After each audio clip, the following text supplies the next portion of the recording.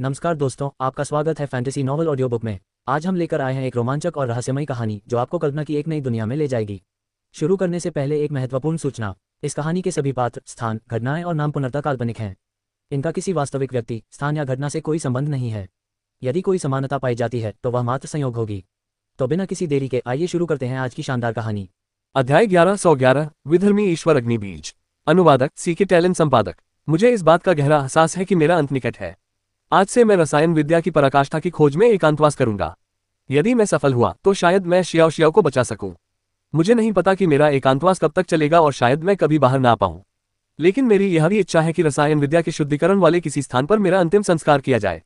जब ये यून ने काले स्क्रॉल की आखिरी पंक्ति पढ़ी तो उसे अंततः समझ में आया कि वरिष्ठ व्यक्ति ने मृत्यु में खुद को अलग थलग करने के तरीके के रूप में सनबरियल सेंसी में एक विशाल सरणी स्थापित की थी।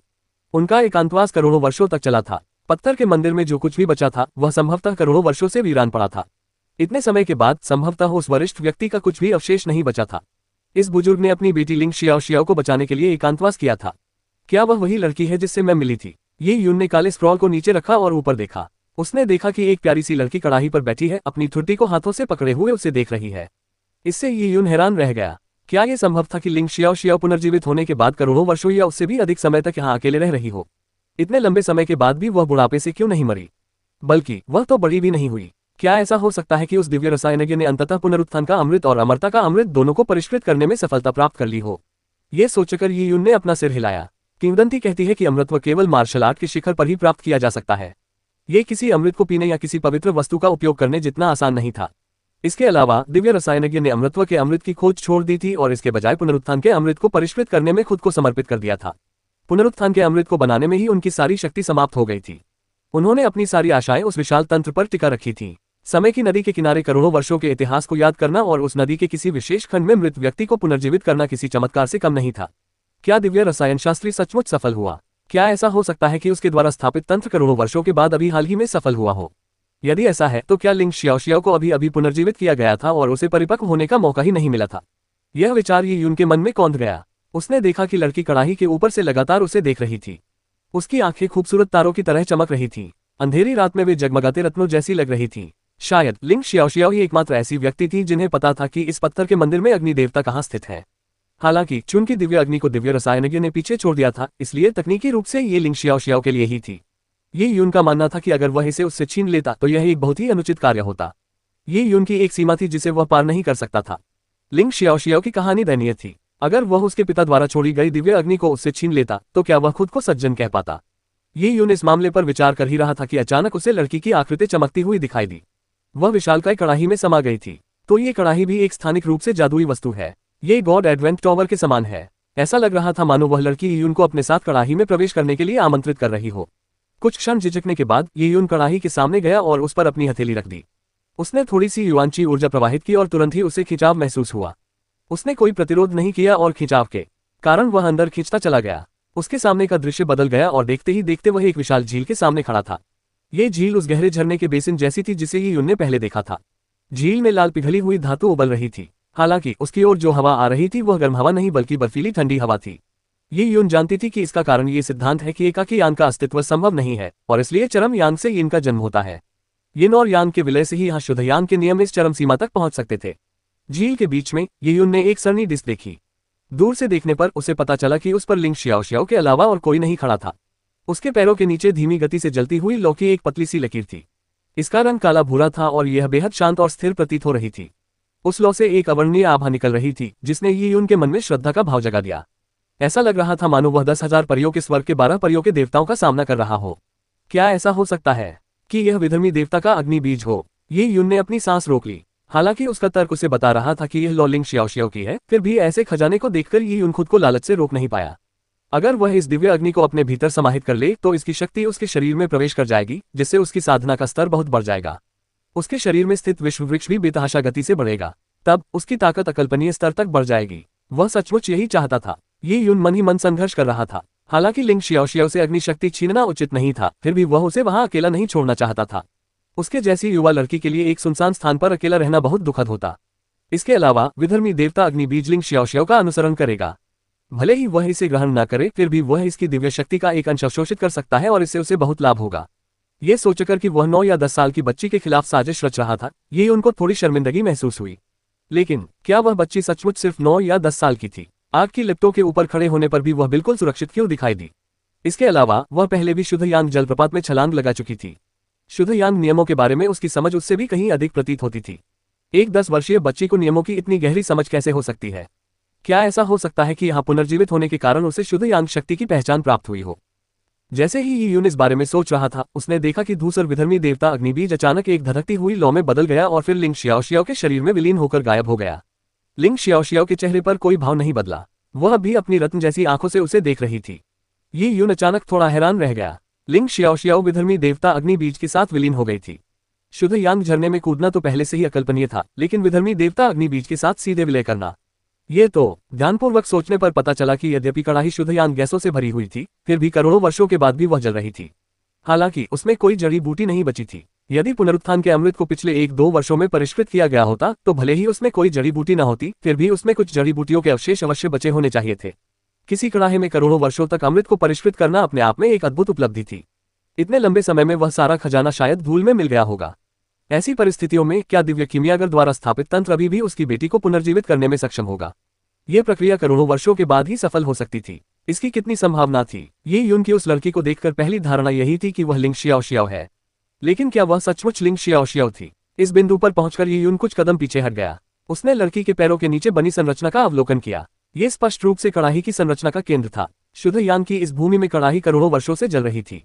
ये पहले से ही अनमोल खजानों में से एक थी, और यह संरचना निरंतर गतिमान थी। सूर्य दफन रेत सागर में शुद्ध यांग शक्तियों को एकत्रित कर रही थी।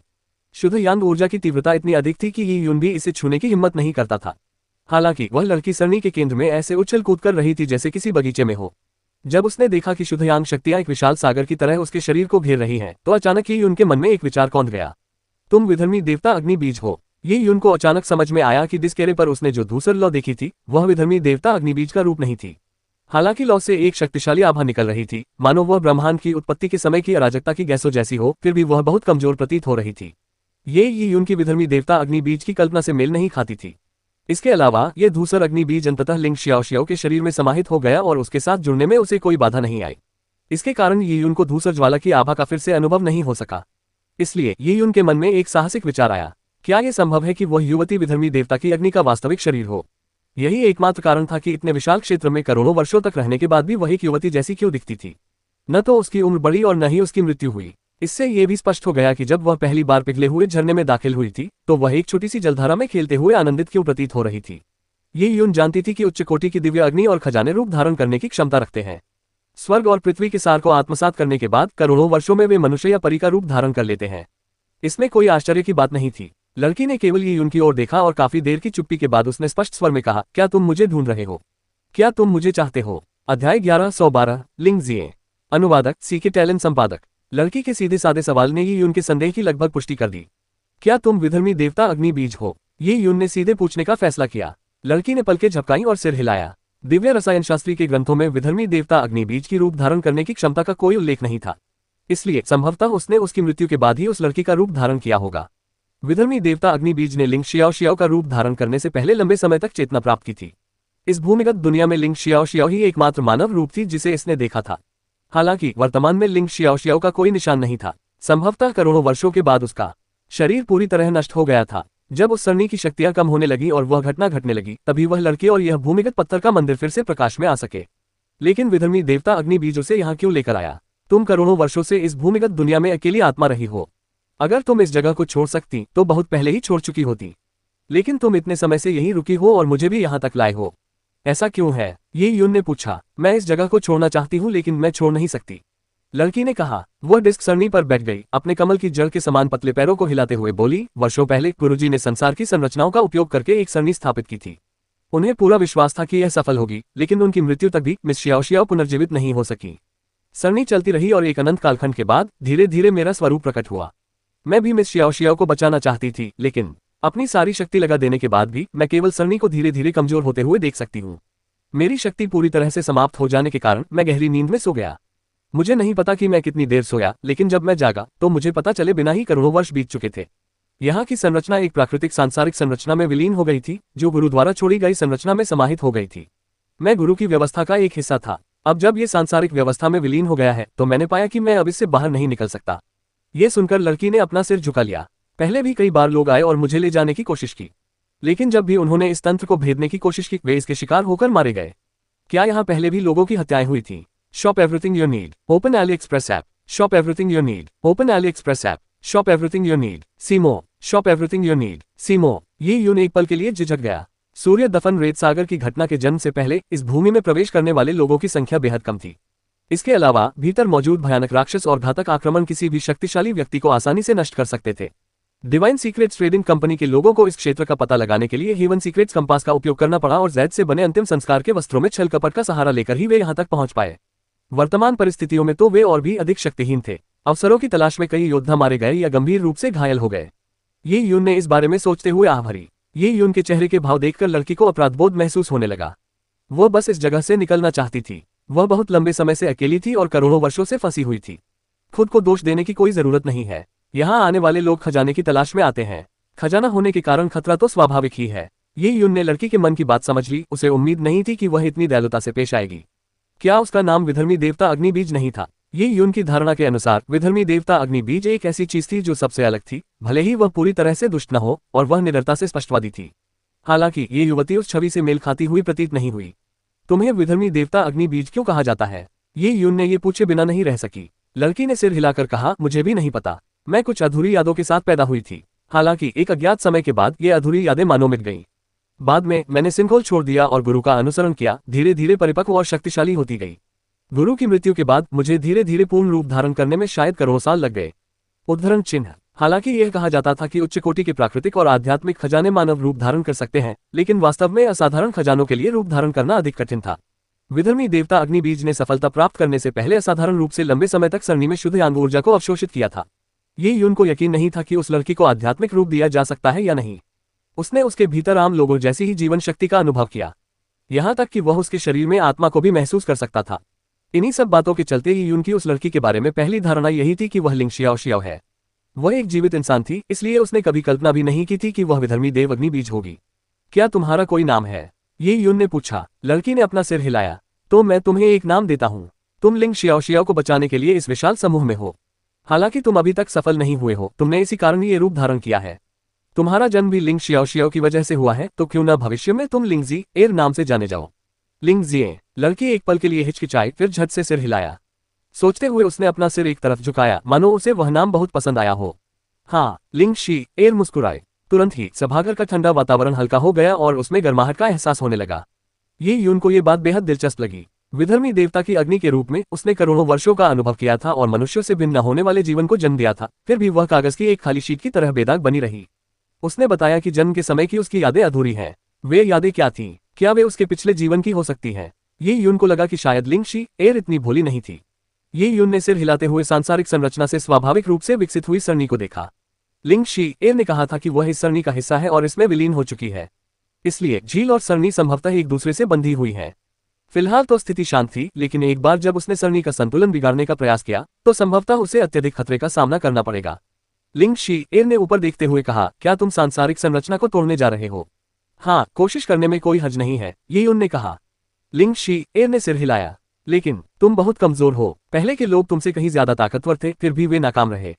ये कहते हुए वह थोड़ी देर रुकी और फिर बोली, मैं तुम्हें यहाँ दिव्य रसायन शास्त्री के कड़ाहे में इसलिए लाई हूँ क्योंकि मैं बहुत लंबे समय से अकेली हूँ और किसी से बात करना चाहती थी। सच कहूँ तो मुझे तुमसे बाहर निकलने की कोई उम्मीद नहीं है।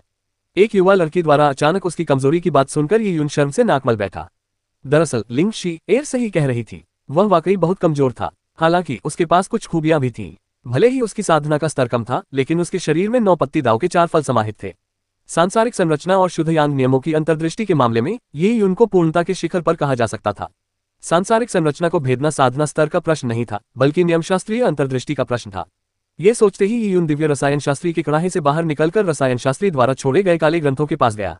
इन काले ग्रंथों में सरणी के अंतिम अभिलेख दर्ज थे। ये यून आखिरकार एक निर्जन स्वर्ग के गुरु थे। उन्हें रसायन शास्त्र की कला का गहरा ज्ञान था। यह उनकी एक और खूबी थी। देखते हैं क्या होता है।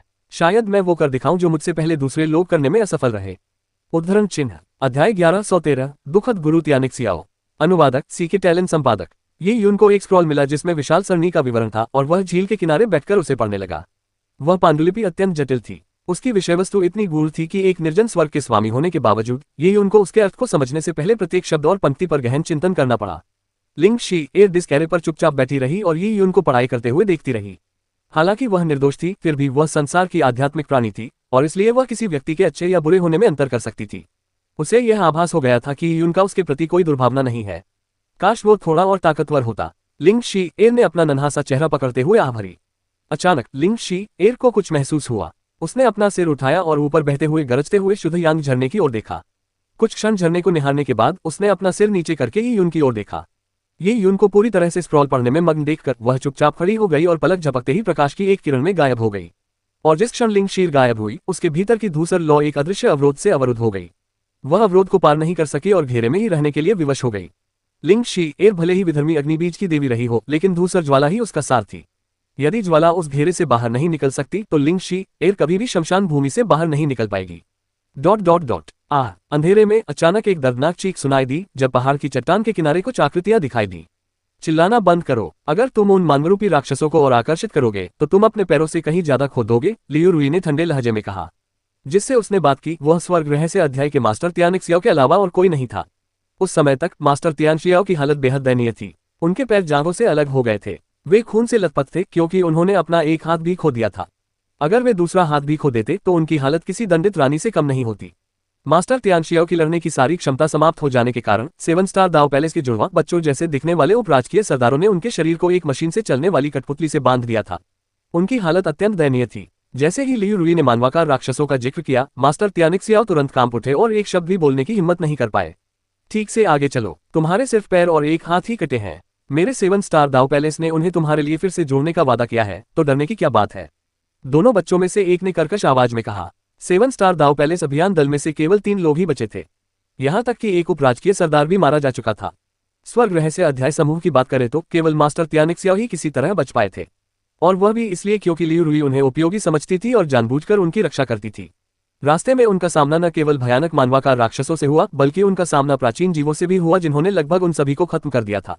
ये यून के गर्व भरे शब्द सचमुच सच हो गए थे। 3 उपराजकीय सरदारों के साथ मुझे स्वाभाविक रूप से कोई डर नहीं है, मास्टर तियानिक्सियाओ ने हताश भाव से कड़वाहट भरे लहजे में कहा। वह तो इस यात्रा को लेकर पहले से ही बहुत पछता रहा था। उसे पहले लगा था कि इस अभियान पर आने से उसे कुछ लाभ मिलेंगे, लेकिन अब कुछ भी न मिलने के अलावा उसने अपने 2 पैर और एक हाथ खो दिया था। इतनी दूर आ जाने के बाद तीनों उपराजकीय सरदारों ने पीछे हटने से इनकार कर दिया। वे पहले ही एक दुखद कीमत चुका चुके थे, इसलिए वे यांग आत्मा को प्राप्त करने के लिए दृढ़ संकल्पित थे। मास्टर तियानिक्सियाओ जानते थे कि यदि वे नेतृत्व नहीं कर सकते तो वे एक बेकार अपन के समान हैं। यहाँ का वातावरण उन जगहों से बिल्कुल अलग है जहाँ से हम पहले गुजरे थे। मास्टर तियानिक्सियाओ ने अपने बचे हुए हाथ से एक कंपास पकड़ा और रास्ता खोजने की कोशिश की। ये जगह शायद यांग आत्मा से ज्यादा दूर नहीं है। तुम ये बात पहले ही 2 बार कह चुकी हो। लियू रुई ने मास्टर तियानिक्सियाओ को नाराजगी भरी नजर से देखा और ठंडे लहजे में कहा, मैं तुम्हारी बात पर अगली बार विश्वास करूंगी। मेरे पास भी कोई विकल्प नहीं बचा है, क्योंकि स्वर्ग रहस्य कंपास मेरे हाथ में नहीं है। मास्टर तियानिक्सियाओ ने कमजोर स्वर में कहा। चारों के आगे बढ़ते रहने के दौरान एक शिशुत स्वभाव वाले उपराजकुमार ने रस्सी का उपयोग करके मास्टर तियानिक्सियाओ को ऊपर उठाया। कुछ देर बाद उन्हें आगे से गड़गड़ाहट की आवाजें सुनाई दी। मतलब वे पिघले हुए झरने के सामने पहुंच गए थे। झरना भव्य प्रतीत हो रहा था और उसकी गहराई अथाह लग रही थी। शुद्ध यांग जैसे गतिमान थी और मास्टर तियानिक्सियाओ जैसे कमजोर शक्ति वाले किसी भी व्यक्ति को तुरंत ऐसा महसूस हुआ जैसे उन्हें आग की लपटों में तड़पाया जा रहा हो। 2 पैर और एक हाथ खोने के बाद वह पहले से ही बेहद कमजोर हो चुका था, फिर भी अब उसे शुद्ध यांग नियमों से उत्पन्न असहनीय जलन सहनी पड़ रही थी। गर्मी से उसकी दाढ़ी भी फड़कने लगी थी। नीचे की शुद्ध यांग आभा अत्यंत शुद्ध है। यांग आत्मा संभवतः झरने के नीचे विद्यमान है, बच्चों जैसी शक्ल वाले एक उपराजमहल स्वामी ने अपनी आंखों में चमक के साथ कहा। भले ही यांग आत्मा की उपस्थिति की पुष्टि न हो सके, लेकिन झरने के नीचे निश्चित रूप से कोई रहस्यमय खजाना मौजूद था। मुझे आश्चर्य है कि वह छोटा कमीना ये यून कहाँ है। अगर वह यहाँ है तो मैं निश्चित रूप से उसकी खाल और हड्डियां नोच लूंगा और उसकी आत्मा का उपयोग जड़ी बूटियों के शोधन के लिए करूंगा। ये यून द्वारा उनका मजाक उड़ाने का तरीका अभी भी उनके दिमाग में ताजा था। रास्ते में उनकी मुलाकात यून से नहीं हुई थी, इसलिए यह संभव था कि यून आसपास ही कहीं हो। शायद उसे लगता है कि वह खजाना हासिल कर लेगा, लेकिन वह बस यहीं तक पहुंच पाएगा। वह खजाने के साथ भाग नहीं पाएगा। यहाँ की हर चीज 7 स्टार दाव पैलेस की होगी। इसे परिष्कृत करके एक सर्वोच्च खजाना बना दिया जाएगा। लियू रुई ने अपनी पतली भौहें ऊपर उठाते हुए व्यंग्य भरी मुस्कान के साथ कहा। उन्हें इस बात का पता नहीं था कि लिंग शी एयर चुपके से झरने के अंदर से उन्हें देख रही थी। उसे पता चल गया था कि उन चारों में से एक की हालत बहुत गंभीर है। बाकी 3 लोगों की आभा बहुत शक्तिशाली थी। हालांकि रास्ते में तीनों घायल भी हो गए थे। उनके पास शक्तिशाली आभा थी, लेकिन वे अस्थिर थे। क्या उन्हें ये यून नाम के व्यक्ति से इतनी बड़ी दुश्मनी है? लिंग शीर यह सोचते हुए अचानक अपनी आंखें झपकाईं। क्या ये यून वही हो सकता है? लिंग शी एर सांसारिक तंत्र का हिस्सा थी। वह भूमिगत दुनिया में आने वाले किसी भी व्यक्ति को महसूस कर सकती थी। उसे पता था कि पहले जो लोग आए थे उनकी संख्या काफी अधिक थी। ये वही लोग थे, इसलिए उनका दुश्मन ये यून ही हो सकता था जो अकेले आया था। चारों लोगों को ये यून को पकड़ने के बाद उसके साथ कैसा व्यवहार करेंगे, इस बारे में चर्चा करते हुए सुनकर लिंग शी एर ने अपनी ठुड्डी पकड़ ली और सोचने लगी। वही तो ये यून को यहाँ नीचे लाई थी। अगर ये लोग झरने से नीचे उतरकर ये यून को ढूंढ लेते हैं तो ऐसा लगेगा मानो उसने खुद उसे चोट पहुंचाई हो। अतीत में कई लोग इस विशाल तंत्र को भेदने के प्रयास में मारे गए थे। परिणामस्वरूप लिंग शी एर को कुछ हद तक अपराधबोध महसूस हो रहा था। अब जब वह ये यून को इस विशाल तंत्र के किनारे ले जा रही थी तो यह और भी असंभव था कि वह इन लोगों को ये यून को मारते हुए देखे। अगर उसे पता चलता है कि वह इस तंत्र को भेद नहीं सकता तो उसका खुद चले जाना ठीक रहेगा। चूंकि ये लोग मुझे ढूंढने आए हैं तो मैं पहले उन्हें यहाँ से भगा सकती हूँ, लिंग शी ने सोचा। लेकिन वास्तव में लिंग शी एर के पास शक्तिशाली आभा वाले तीनों से निपटने का कोई तरीका नहीं था। करोड़ों वर्षों तक फंसे रहने के कारण वह बहुत कमजोर हो गई थी। इसके अलावा उसकी शक्ति भूरी ज्वाला संरचना के केंद्र में बंद थी। उसके पास तीनों से निपटने का कोई उपाय नहीं था। चारों को झरने से नीचे छलांग लगाने ही वाले देखकर लिंग शी बिना सोचे समझे छिपने की जगह से बाहर आ गई। कौन है भाई? लियू रुई गुस्से से दहाड़ उठी और पल भर में हक्का बक्का रह गई। ऐसी जगह पर कोई युवती कैसे हो सकती है? अध्याय 1114 फंसाने वाली सरनी। अनुवादक सीके टैलेंट संपादक। ध्यान से, भूमिगत मार्ग से गुजरने के बाद लियू रुई और उसके साथियों में काफी तनाव पैदा हो गया था। वहां के राक्षस इतने शक्तिशाली थे कि उनमें से कोई एक भी पूरे संप्रदाय को नष्ट कर सकता था। उनके सामने खड़ी लड़की स्पष्ट रूप से असामान्य थी। ये भी संभव था कि वह इंसान न हो। पीछे हटो, मौका मिलते ही हमला करो। लियू रुई और दोनों बच्चे तुरंत सतर्क हो गए। वहीं मास्टर त्यानशियाओ अपनी कंपास को हैरानी से देख रहे थे। शायद उस लड़की के प्रकट होने के कारण ही कंपास अजीब तरह से प्रतिक्रिया करने लगी थी। ये हो सकता है। मास्टर त्यानिक्सियाओ ने एक बार फिर लिंग शी एर की ओर देखा। वे मानव विज्ञान में निपुण थे, इसलिए वे उसके भीतर मौजूद दिव्य अग्नि की आभा को महसूस कर सकते थे। इससे वह बेहद खुश हो गया। राजमहल के उपस्वामी लियू, उसे पकड़ो। मास्टर त्यानिक्सियाओ अचानक चिल्ला उठे। उसने एक बेहद खास चीज खोजी। आम लोगों के शरीर में सांसारिक भाग्य चाहे अच्छा हो या बुरा प्रवाहित होता रहता है, लेकिन वह लड़की बिल्कुल कोरी स्लेट थी। देखने में भले ही वह जीवित व्यक्ति जैसी लगती थी, पर उसमें आम लोगों से एक गुणात्मक अंतर था। इसलिए मास्टर त्यानिक्सियाओ को यकीन था कि वह लड़की इंसान नहीं बल्कि एक आध्यात्मिक शरीर थी जिसने रूप धारण किया था। ऐसी भूमि में एक आध्यात्मिक शरीर का मानव रूप धारण करना और उसके शरीर से निकलने वाली अग्नि आभा को देखते हुए यह बहुत संभव है कि वह यांग आत्मा का ही साकार रूप थी। वह यांग आत्मा है। उसे ढूंढने में वाकई कोई मेहनत व्यर्थ नहीं गई। मास्टर त्यानिक्सियाओ ने उत्तेजित होकर कहा, यह उसकी है। लियू रुई और उनके साथी कुछ हैरान रह गए, लेकिन तुरंत ही दोनों मासूम से दिखने वाले दरबारी उपस्वामी ने लिंग शी एर को पकड़ने के लिए हाथ बढ़ाया। फिर भी पहले उसे पकड़ो और उसका शुद्धिकरण करो। जब हम महल लौटेंगे तो हमें बहुत पुण्य प्राप्त होगा। जब लिंग शी एर ने दो विशाल हथेलियों को प्रकट होते और उसकी ओर बढ़ते देखा तो उसका चेहरा हल्का पीला पड़ गया। पल भर में वह अग्नि की एक लौ में परिवर्तित हो गई और तेजी से नीचे की ओर उड़ गई। ये देखकर लियू रुई की आंखें चमक उठी। वह सचमुच यांग की आत्मा है। उसका पीछा करो। गिरते हुए झरने के साथ साथ आग की एक हल्की सी लपट तेजी से नीचे की ओर दौड़ पड़ी। लियू रुई और उसके साथी उनके पीछे पीछे चल रहे थे। सूर्य दफन रेत सागर की भूमिगत दुनिया में कदम रखते ही उन्हें भयानक चीजों का सामना करना पड़ा, लेकिन अब अंततः उन्हें इनाम नजर आने लगा था। लिंग शी एर को चारों के पीछा करने का आभास हो गया था। उसने अपनी निगाहें आगे की ओर घुमा ली। उस समय हालांकि लिंग शी एर एक आध्यात्मिक शरीर थी, उसे विश्वास था कि अगर वह सावधान रही तो वह समूह को फंसा सकती है, क्योंकि वह विशाल सरणी के साथ एकीकृत हो चुकी थी। लिंग शी एर एक गुफा में उड़कर चली गई। यहाँ एक गुफा है। लियू रुई और उसके साथी तुरंत गुफा के प्रवेश द्वार पर पहुंच गए। ये यांग आत्मा जानबूझकर हमें गुमराह कर रही है। मास्टर त्यानिक्सियाओ बोलने से पहले एक पल के लिए हिचकिचाए। भूमिगत दुनिया की विचित्रता और उससे उत्पन्न होने वाले खतरे से वह पहले से ही बुरी तरह डरा हुआ था। भले ही यांग आत्मा गुफा में मौजूद थी, फिर भी वह काफी आशंकित था। अगर यह जानबूझकर किया गया है तो क्या हुआ? ये जगह पहले से ही जर्जर हालत में है। उसका पिछला मालिक अब जीवित नहीं है। हमें बस अंदर जाते समय सावधान रहने की जरूरत है, महल के एक भोले भाले उपस्वामी ने कहा।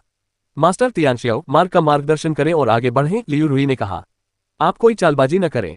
यदि हमें यांग आत्मा प्राप्त हो जाती है तो हम आपको स्वाभाविक रूप से अपने साथ ले आएंगे और आपके हाथ पैर जोड़ देंगे। भविष्य में आपका स्वर्ग रहस्य अध्याय हमारे साथ सितारा दाव महल पर निर्भर रह सकेगा। मास्टर त्यानशियाओ के चेहरे का रंग उड़ गया और उन्होंने मन ही मन कोसना शुरू कर दिया। 7 स्टार दाव पैलेस के लोग अपने व्यवहार में बेहद निर्दयी थे। अपनी सारी शक्ति खो देने के बावजूद वे चाहते थे कि वह नेतृत्व करे। हालांकि मास्टर त्यानिक्सियाओ ने मना करने की हिम्मत नहीं की। यांग आत्मा का पता चल चुका था और वह किसी काम का नहीं था। 7 स्टार दाव पैलेस के तीनों उपराजकीय स्वामी उसे कभी भी छोड़ सकते थे। मास्टर त्यानिक्सियाओ ने अपने कंपास की मदद से मार्ग का पता लगाया और पत्थर के मंदिर तक जाने का रास्ता दिखाया। कोई खतरा नजर नहीं आ रहा है, मास्टर त्यानिक्सियाओ ने कहा। मास्टर त्यानिक्सियाओ जीवित रहने के लिए भाग्य के कारक का आकलन कर रहे थे। यदि वह स्थान अत्यंत खतरनाक था तो उनका भाग्य अत्यंत प्रतिकूल होगा, जिसका अर्थ संभवतः मृत्यु होगा। बूम! उनके अंदर प्रवेश करने के बाद उन्हें पीछे से एक जोरदार धमाके की आवाज सुनाई दी। लियू रुई और उनके साथियों ने तुरंत पीछे मुड़कर देखा तो एक विशाल धातु का दरवाजा बंद हो गया। यह धातु के दरवाजे पर बने अक्षर झिलमिला उठे जब लियू रुई ने उस पर वार करने के लिए अपनी तलवार उठाई, लेकिन प्रकाश की एक किरण ने वार को पलट दिया और उनके सामने एक बंद गली थी। हम फंस गए हैं, एक मासूम से दिखने वाले उपराजमहल स्वामी ने हताशा में कहा। लियू रुई ने कुछ क्षण के लिए दरवाजे को घूर कर देखा, फिर गुफा की ओर मुड़ गई। घबराने की कोई जरूरत नहीं है, यांग आत्मा गायब हो गई है, इसलिए शायद इस गुफा में कोई तरकीब है। अगर हम चारों ओर खोजेंगे तो हमें बाहर निकलने का रास्ता जरूर मिल जाएगा, लियू रुई ने कहा। यहाँ न तो मानवाकार राक्षस थे, न ही प्राचीन जीव। फंसे होने से खतरे के लिहाज से कोई नुकसान नहीं हुआ। इसके अलावा यांग की आत्मा की उपस्थिति में उनका मिशन जल्द ही पूरा हो जाएगा। मास्टर तियानिक्सियाओ, जल्दी करो और कोई रास्ता निकालो, लियू रुई ने आदेश दिया। इस गुफा में मौजूद तंत्र उन्हें फंसाने में सक्षम होना चाहिए। दुर्भाग्य से मैं तंत्र के बाहर मौजूद दुष्ट प्राणियों को नियंत्रित नहीं कर सकता। काश मैं उन्हें गुफा के अंदर ले जा पाता। उद्धरण चिन्ह। लिंग शिये ने मन ही मन कुछ बुदबुदाया और ये यून को स्क्रॉल का अध्ययन करते हुए देखने के लिए झील पर लौट गई। ये यून वहां अत्यंत एकाग्रता की अवस्था में बैठा था। उसके चारों ओर लगातार मंत्रों की आकृतियां चमक रही थी, जिन्हें वह अपनी उंगलियों से हवा में बना रहा था। ये यून ने शुरू में सरणी का अध्ययन करने के बारे में सोचा था, लेकिन जैसे जैसे उसे स्क्रॉल की अधिक समझ प्राप्त हुई, उसने उसमें दर्ज सरणी तकनीकों और कीमियाई कौशल में संलग्न होना शुरू कर दिया। दिव्य रसायनज्ञ रसायन विद्या के शिखर पर पहुंच चुके थे, इसलिए उनका ग्रंथ ये यून के लिए एक दुर्लभ खजाना था। समय बीतता चला गया और उसे पता भी नहीं चला। दिन ब दिन बीतते गए और देखते ही देखते लगभग 1 महीना बीत गया। एक दिन लिंगशी एर उग्र नदी के किनारे बैठी थी। उसके सुंदर पैर नदी में डूबे हुए थे, जिससे लाल पिघला हुआ तरल उछल रहा था। यह उसके चीनी मिट्टी जैसे कोमल पैरों के साथ एक अद्भुत विरोधाभास पैदा कर रहा था। ये युवा वाकई बहुत दृढ़ निश्चयी है। लिंग शीर ने अपना सिर झुकाया और ये यून की ओर देखा। वह 1 महीने से वहीं बिना हिले डुले बैठा था। उसे नहीं पता था कि उसने अपनी पढ़ाई से कुछ सीखा भी है या नहीं। उसने दिव्य रसायन शास्त्री द्वारा छोड़े गए काले ग्रंथ को तो पढ़ लिया था, लेकिन दिव्य रसायन शास्त्री के स्तर पर एक कनिष्ठ व्यक्ति उनके द्वारा छोड़ी गई नोटबुक को कैसे समझ सकता था। जब लिंग शी एर इस मामले पर विचार कर रही थी, तभी अचानक उसे एक तीखी आवाज सुनाई दी, मानो कोई अवरोधक स्क्रीन टूट गई हो। स्थानिक संचरण तरंगे तुरंत फैल गईं। अरे, उन्होंने गुफा की जंजीरें तोड़ दी। लिंग शी एर की आंखों में चमक आ गई। वह काफी हैरान थी, हालांकि वह तुरंत समझ गई कि गुफा करोड़ों वर्षों से अस्तित्व में है। भले ही अतीत में ये तंत्र बेहद सुरक्षित रहा हो, लेकिन इतने वर्षों के बाद ये लगभग निष्क्रिय हो चुका था। जाहिर है, ये लियू रुई और उसके साथियों को पूरी तरह से फंसा नहीं सकता था। लिंग शीर ने स्थिर खड़े यून पर एक नजर डाली और फिर झील में गायब होकर पत्थर के मंदिर के सामने प्रकट हो गई। उसी समय लियू रुई और उनके साथियों को बाहर निकाल लिया गया था और वे पत्थर के मंदिर के सामने पहुंच गए थे। ये कहा जा सकता है कि वे बेहद दयनीय दिख रहे थे। गुफा में लंबे समय तक फंसे रहने के बाद उनकी अधिकांश ऊर्जा समाप्त हो चुकी थी। उन्होंने तुरंत उस लड़की को विशाल पत्थर के मंदिर के सामने खड़े देखा।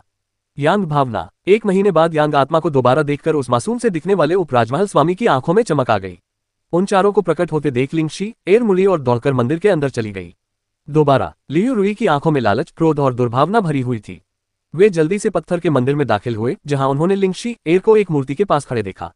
यांग स्पिरिट। लियू रुई की आंखें चमक उठी और उसने लड़की को पकड़ने के लिए अपना हाथ बढ़ाया। अचानक लिंगशी एर पीछे की ओर उछली और उससे एक चकाचौंध कर देने वाली अग्निमय रोशनी निकली। पत्थर के मंदिर की जमीन तुरंत ही असंख्य रहस्यमय रूनिक आकृतियों से जगमगा उठी। ये रूनिक पैटर्न दिव्य कीमियागर द्वारा उकेरे गए थे। इनमें से कुछ ऐसे भी थे जो विशाल संरचना के उस दुनिया में विलीन होने के बाद स्वाभाविक रूप से बने थे जिसमें वह स्थित थी। विशालकाय सरणी के केंद्र के रूप में लिंगशी एर सरणी के साथ एकरूप हो गई थी। हालांकि वह शारीरिक रूप से कोई खतरा नहीं थी, फिर भी वह सरणी को नियंत्रित करने में सक्षम थी। अपने पैरों पर अग्नि लाल रंग के जादुई पैटर्न देखकर लियू रुई ने तुरंत अपना हमला वापस ले लिया और पीछे हट गई। हालांकि सभी जादुई आकृतियां एक साथ रोशन हो उठी। इसके परिणामस्वरूप पूरा मंदिर भीषण आग की चपेट में आ गया। मंदिर पल भर में एक विशालकाय कड़ाहे में बदल गया और लियू रुई और उसके साथियों को उसकी लपटों में फंसा लिया। धमाका धमाका। 2 नन्हे स्वभाव वाले उपराजकुमारों ने अपनी सेनाओं को एकजुट किया, लेकिन वे उस बाधा को भेदने में असफल रहे, जिससे वे उस भीषण आग से बच निकलने में असमर्थ रहे। मास्टर तियानिक्सियाओ लगातार विलाप कर रहे थे। आग से सबसे ज्यादा तकलीफ उन्हें ही हो रही थी। उनकी कमजोर सुरक्षात्मक युवांची भी उन्हें बचा नहीं पा रही थी। उनके बाल तक जल चुके थे, दाढ़ी की तो बात ही छोड़िए। अगर यही सिलसिला जारी रहा तो उन्हें लग रहा था कि वे जलकर राख हो जाएंगे। लियू रुई और बाकी 2 लोग आग की लपटों को सहन करने में सक्षम थे। उनके लिए सबसे निराशाजनक बात यह थी कि वे यांग आत्मा को देख तो सकते थे, लेकिन फंसे हुए थे और उसे प्राप्त करने के लिए कुछ भी नहीं कर सकते थे। हाँ, यह अच्छा है। जब ये यून को एहसास होगा कि वह इस तंत्र को भेद नहीं सकता, तो वह चला जाएगा, संतुष्ट लिंगशीर ने खुशी से ताली बजाते हुए कहा। क्योंकि वह उस विशाल सरणी का हिस्सा थी, इसलिए उसे कोई नुकसान नहीं हुआ। वह आने जाने के लिए स्वतंत्र थी। हालांकि उसी क्षण लियू रुई की आंखों में अचानक एक भयावह प्रकाश की चमक दिखाई दी। उसने अपने अंतरस्थानिक वलय पर हाथ फेरा और तुरंत एक चाबुक निकाला। उसने चमकते हुए मंत्रों के साथ लिंग शी एर पर प्रहार किया। लिंग शी एर का चेहरा एकदम बदल गया जब उसने आग की एक लौ में बदलने की कोशिश की ताकि वह उस जगह से भाग सके, लेकिन चाबुक तुरंत गायब हो गया और पलक झपकते ही उसके बगल में प्रकट हो गया, उसे कसकर जकड़ लिया। सचमुच तुम महज एक सजीव प्रक्षेपण हो। तुम्हारे पास सिर्फ तुम्हारी चेतना है, तुम्हारा मूल स्वरूप नहीं। मेरी यह चाबुक सजीव प्रक्षेपणों और आध्यात्मिक शरीरों पर ही असर डालती है, लियू रुई ने ठंडे स्वर में कहा। 1 महीने तक फंसे रहने के बाद दयनीय दिखने के बावजूद वे लगातार लिंग शी एर की कमजोरी की तलाश में थे। लिंग शी एर आखिरकार एक भोली भाली लड़की थी। हालांकि वह आसपास के सभी मामलों को नियंत्रित करती थी, लेकिन चालाकी के मामले में वह लियू रुई और उसके साथियों से कहीं बेहतर थी। लिंग शी एर ने संघर्ष किया, लेकिन अपने असली शरीर के अभाव में वह लियू रुई का मुकाबला नहीं कर सकी। मेरी यह आत्मा रोधक चाबुक विशेष रूप से आत्माओं को यातना देने के लिए बनाई गई है। यह आत्मा को शरीर से बाहर निकाल देती है और धीरे धीरे उसे नष्ट कर देती है। तुम मात्र एक यांग आत्मा हो, फिर भी तुमने भागने की कोशिश नहीं की और हमें फंसा लिया। जैसे ही मैं तुम्हारे आध्यात्मिक शरीर को नष्ट कर दूंगा, तुम अपनी चेतना खो दोगे, जिससे ये रोधक तंत्र अपने आप बेकार हो जाएगा। यदि तुम्हारा आध्यात्मिक शरीर यहाँ है तो तुम्हारा वास्तविक शरीर भी यहाँ होना चाहिए। जब हम तुम्हारा वास्तविक शरीर प्राप्त कर लेंगे और उसे परिष्कृत कर लेंगे, तब तुम 7 स्टार दाव पैलेस की संपत्ति बन जाओगे। लियू रुई ने बोलते हुए अपने होठों के कोनों को सिकोड़ा, जिससे एक षटकोणीय मुस्कान प्रकट हुई। जब लिंग शी एर ने ये सुना तो उसका चेहरा पीला पड़ गया। ये औरत तो उसकी चेतना को मिटाना चाहती थी। समूह के लिए तो बस उसकी अग्निशक्ति को पकड़ना ही काफी था। अध्याय 1115 एरे को क्रैक करना। अनुवादक सीके टैलेंट संपादक। लिंग शी एर ने करोड़ों वर्षों के बाद आखिरकार चेतना प्राप्त कर ली थी। अब वह मारी जाने वाली थी और दुश्मन द्वारा उसके असली शरीर को परिष्कृत किया जाने वाला था। लिंग शी एर लगातार संघर्ष करती रही और उसके चेहरे पर घोर भय के भाव स्पष्ट दिखाई दे रहे थे। अगर उसका असली विधर्मी देवअग्नि बीज शरीर यहाँ होता तो उसे इन लोगों से डरने की कोई जरूरत नहीं होती, लेकिन केवल उसकी चेतना से उत्पन्न आकृति में युद्ध शक्ति नहीं थी। अपनी शक्ति व्यर्थ मत करो। क्या तुम्हें लगता है कि एक साधारण चेतन आकृति मेरा सामना कर सकती है? मृत्यु के समय एक दिव्य स्वामी की पृथक आत्मा भी मेरे आत्मा अवरोधन कोड़े का सामना नहीं कर सकी, तो तुम कैसे? लियू रुई ने कोड़े में युआनची की एक तीव्र धारा प्रवाहित करते हुए कहा। परिणाम स्वरूप सोल लॉकिंग विप से एक अत्यंत ठंडी और भयावह आभा निकली। लिंग शी एर का शरीर कसने लगा और भयानक चीखें सुनाई देने लगी। लिंग शी एर ने तुरंत हैरानी से कहा, महाराज के उपस्वामी लियू, यांग आत्मा के सजीव प्रक्षेपण को नष्ट करने से पहले कितनी देर तक कोड़े मारने पड़ेंगे? मास्टर त्यानिक सियाओ ने हिम्मत जुटाकर पूछा। वह बहुत परेशान हो चुके थे और जल्द से जल्द यहाँ से निकलना चाहते थे। लियू रुई की आंखों में संतुष्टि की चमक आ गई। मेरी यह आत्मा रोधक चाबुक एक प्राचीन खजाना है जो मुझे एक खंडहर से मिली है। इसका उपयोग विशेष रूप से आत्माओं को नष्ट करने के लिए किया जाता है। यदि ये किसी मनुष्य की आत्मा होती तो इसे नष्ट करना बहुत आसान होता। ये यांग आत्मा एक दिव्य खजाने से बनी है और करोड़ों वर्षों में एक सजीव रूप धारण किया है, लेकिन फिर भी वह ज्यादा देर तक टिक नहीं पाएगी। ज्यादा से ज्यादा कुछ दिन लगेंगे। आप दोनों बारी बारी से मेरे साथ चाबुक का इस्तेमाल करें ताकि हम लगातार उस पर प्रहार कर सकें। हमें एक पल के लिए भी नहीं रुकना चाहिए। दोनों मासूम से दिखने वाले दरबारी उप सरदारों ने तुरंत सिर हिलाया। लिंग शी एर को देखते हुए उनके चेहरे पर एक भयावह मुस्कान आ गई। इस यांग आत्मा को परिष्कृत करने के बाद हम ये उनकी खोज करेंगे और फिर उसे सहायक जड़ी बूटियों में से एक के रूप में उपयोग करेंगे, बच्चों में से एक ने भयावह ढंग से कहा। मास्टर त्यानशियाओ ने लिंग शी एर की ओर भी एक नजर डाली। वह चाहते थे कि वह लड़की उसी क्षण मर जाए, तब उनका दुख काफी हद तक कम हो जाएगा। लेकिन अब जब यांग आत्मा उनके हाथ में थी तो ये यून निश्चित रूप से 7 स्टार दाव पैलेस के तीनों राजकुमारों से बच नहीं पाएगा। मास्टर त्यानिक सियाओ को आखिरकार राहत मिली। कितना दर्द हो रहा है। लिंग शी एर का छोटा सा शरीर चीखते चिल्लाते छटपटाने लगा। हालांकि लियू रुई और उसके साथी लड़की की पीड़ा से अविचलित रहे। इसके बजाय उन्होंने सोल लॉकिंग विप में और अधिक युआनची ऊर्जा प्रवाहित करके जवाब दिया, क्या मेरी मृत्यु होने वाली है? लिंग शी एर पूरी तरह से निराश थी। वह यीयुन से मदद की गुहार लगाना चाहती थी, लेकिन वह ये भी जानती थी कि वह उसके सामने मौजूद तीनों का मुकाबला नहीं कर सकता। अगर वह यीयुन को पुकारती तो इससे उसे ही नुकसान पहुंचता। दर्द उसकी हड्डियों तक पहुंच गया था। उसकी आत्मा पर असहनीय पीड़ा थी। वह चाहती थी कि तुरंत बेहोश हो जाए, लेकिन जानती थी कि इससे उसकी मृत्यु और भी तेजी से हो जाएगी। मैं इतना निकम्मा क्यों हूं? मैं उन तीनों को काबू में करना चाहता था, लेकिन अंततः उनकी चाल में फंस गया। अरे, ये लड़की तो वाकई बहुत दृढ़ है। 6 घंटे बीत चुके हैं। न सिर्फ उसे यातना देकर मारा नहीं गया है, बल्कि उसकी आत्मा भी जरा भी कमजोर नहीं हुई है। वरिष्ठ भाई दानव राक्षस दानव रक्त, अब आपकी बारी है। लियू रुई ने अपने माथे से पसीना पोंछा और सोल लॉकिंग विप का नियंत्रण उन 2 नन्हे मुन्ने बुजुर्गों को सौंप दिया। हे, मैं इसे आजमाने के लिए बहुत उत्सुक था। डेमनेब्लड ने अपने होंठ चाटे और सोल लॉकिंग विप को अपने हाथ में ले लिया। लगता है ये लड़की 8-9 दिन और टिक सकती है। ठीक है, जल्दी मत मर जाना, वरना मेरे लिए बोरिंग हो जाएगा। जैसे ही दानव रक्त बोला, उसने चाबुक को शक्ति प्रदान करना शुरू कर दिया। उसकी आवाज सुनकर गुरु त्यानशियाओ का दिल कांप उठा। वह बूढ़ा सचमुच विकृत था। ... दिन तेजी से बीतते गए, लेकिन यीयुन को इस बात का जरा भी अंदाजा नहीं था कि लिंग शी क्या महसूस कर रही थी। वह अपने विचारों में इतना डूबा हुआ था कि उसे पता ही नहीं चला कि कितना समय बीत चुका है। अनजाने में ही वह ग्रंथों से घिरा हुआ था। उसके चारों ओर अनगिनत मंत्र और लेख तैर रहे थे, जो उन ग्रंथों पर विस्तार से लिखे गए थे। वे हवा में उसके चारों ओर नाचते हुए जुगनुओं की तरह झिलमिला रहे थे।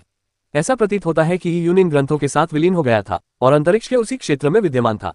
जब उसने उन ग्रंथों को अपने हाथों में लिया तो उसे ऐसा लगा मानो उसने उस दिव्य रसायनज्ञ के हर कदम को देखा हो जब वह विशाल संरचना तैयार कर रहा था। फिर उसने समय के साथ दुनिया को बदलते देखा। करोड़ों वर्षों के बीतने के साथ विशाल संरचना सांसारिक संरचना में विलीन होने लगी। मूल रूप से मौजूद हरियाली शुद्ध यांग युआनची द्वारा नष्ट हो गई और पूरा महाद्वीप रेगिस्तान में बदल गया। और इन सब का कारण उस व्यवस्था में निहित था। ये यून को ऐसा लगा मानो उसने उस जमीन के टुकड़े के साथ अनगिनत साल बिताए हों। जब वह अचानक जागा तो उसे सब कुछ समझ आ गया। तो इस तरह से ये सब हुआ। दिव्य रसायनज्ञ न केवल रसायन विद्या के शिखर पर पहुंच गए थे, बल्कि उन्होंने जीवन और मृत्यु के मार्ग का भी ज्ञान प्राप्त कर लिया था।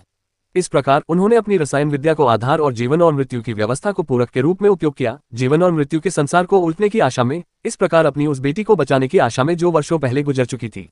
हालांकि अंत में वे फिर भी असफल रहे। इस विशाल व्यवस्था का मूल तत्व संसार चक्र के 6 महान विभाजन है। ये यून ने संसार के 6 भागों वाले चक्र को काफी देर तक देखा था। जीवन और मृत्यु का मार्ग ही जन्म और विनाश का मार्ग भी था।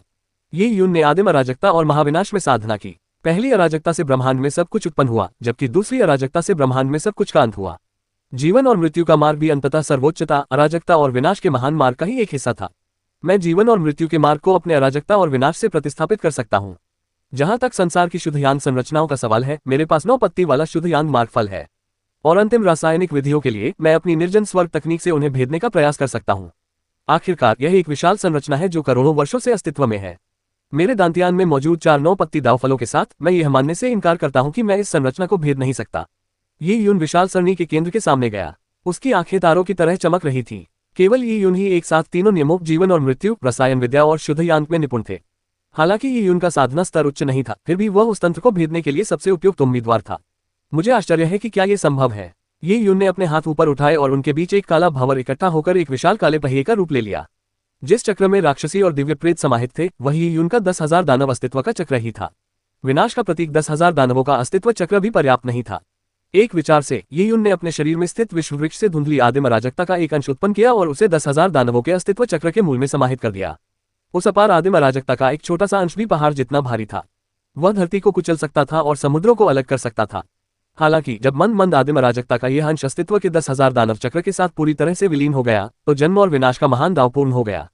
ये यून ने एकाग्रता से देखा कि 10,000 दानवों का अस्तित्व चक्र दिव्य किमियागर के 6 विभाजित संसार चक्र के साथ विलीन हो रहा है।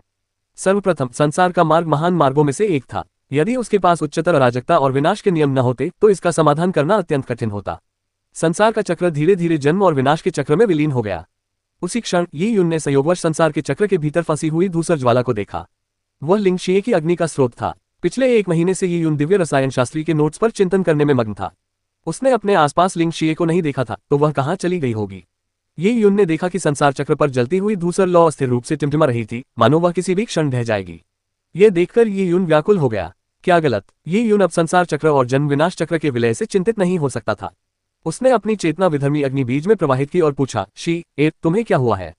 ये यून को पहले से ही 60-70% भरोसा था कि वह उस घेरे को तोड़कर लिंगशी एर को मुक्त करा सकता है, लेकिन अब उसे एहसास हुआ कि लिंगशी एर मुसीबत में पड़ सकती है। ये यून द्वारा प्रश्न पूछे जाने के बाद उसे तुरंत कोई जवाब नहीं मिला। लगभग 1 मिनट बाद ही उसे एक कमजोर और रुक रुक कर आने वाली आवाज सुनाई दी, भाई यून, शायद मैं इसे और आगे नहीं ले जा पाऊंगा। ये यून की आंखों में चमक आ गई। ये लिंगशिये थी। अध्याय 1116 सम्मेलन। अनुवादक सीके टैलेंट संपादक। जब ये यून ने महसूस किया कि लिंगशी एर की आध्यात्मिक ऊर्जा पहले से ही बेहद कमजोर हो चुकी है, तो उसके चेहरे के भाव में जबरदस्त बदलाव आया। विधर्मी देवता अग्नि बीज ये यून के सामने था। हालांकि यह विशाल घेरे में फंसा हुआ था, अग्नि की लौ लगातार टिमटिमा रही थी, इस हद तक कि ऐसा लग रहा था कि यह किसी भी क्षण बुझ सकती है। हालांकि इसे बुझाना भी असंभव था। लिंगशी एर ने कहा था कि वह अब और आगे नहीं बढ़ सकती। इसका मतलब यह था कि विधर्मी देवता अग्नि बीज का मूल तत्व तो ठीक था, लेकिन लड़की का आध्यात्मिक शरीर नष्ट होने की कगार पर था। लिंगशी एर भोली और मासूम थी। उसका स्वभाव एक आम लड़की जैसा ही था। अगर उसका आध्यात्मिक शरीर नष्ट हो जाए तो लिंगशी एर सचमुच मर जाएगी। केवल विधर्मी देवता अग्नि बीज ही शेष रहेगा। शिये, तुम कहाँ हो? ये यून ने जल्दी से पूछा। काफी देर बाद लिंगशीर की कमजोर आवाज रुक रुक कर सुनाई दी, भाई यून, बेहतर होगा कि आप जल्दी से यहाँ से चले जाएं। ये लोग आपको नुकसान पहुंचाना चाहते हैं। ये यून का दिल उछल पड़ा। क्या ये 7 स्टार दाव पैलेस के लोग थे? क्या उन्होंने लिंगशी एर को पकड़ लिया था? विधर्मी देवता अग्नि बीज की असली शक्ति धूसर लौ के भीतर छिपी थी, लेकिन लिंगशी एर, जो मात्र एक सजीव आकृति थी, में युद्ध शक्ति का अभाव था।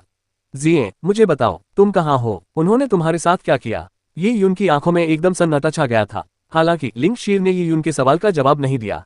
वह रुक रुक कर बोली, भाई ये यून, मैं बहुत बेवकूफ थी।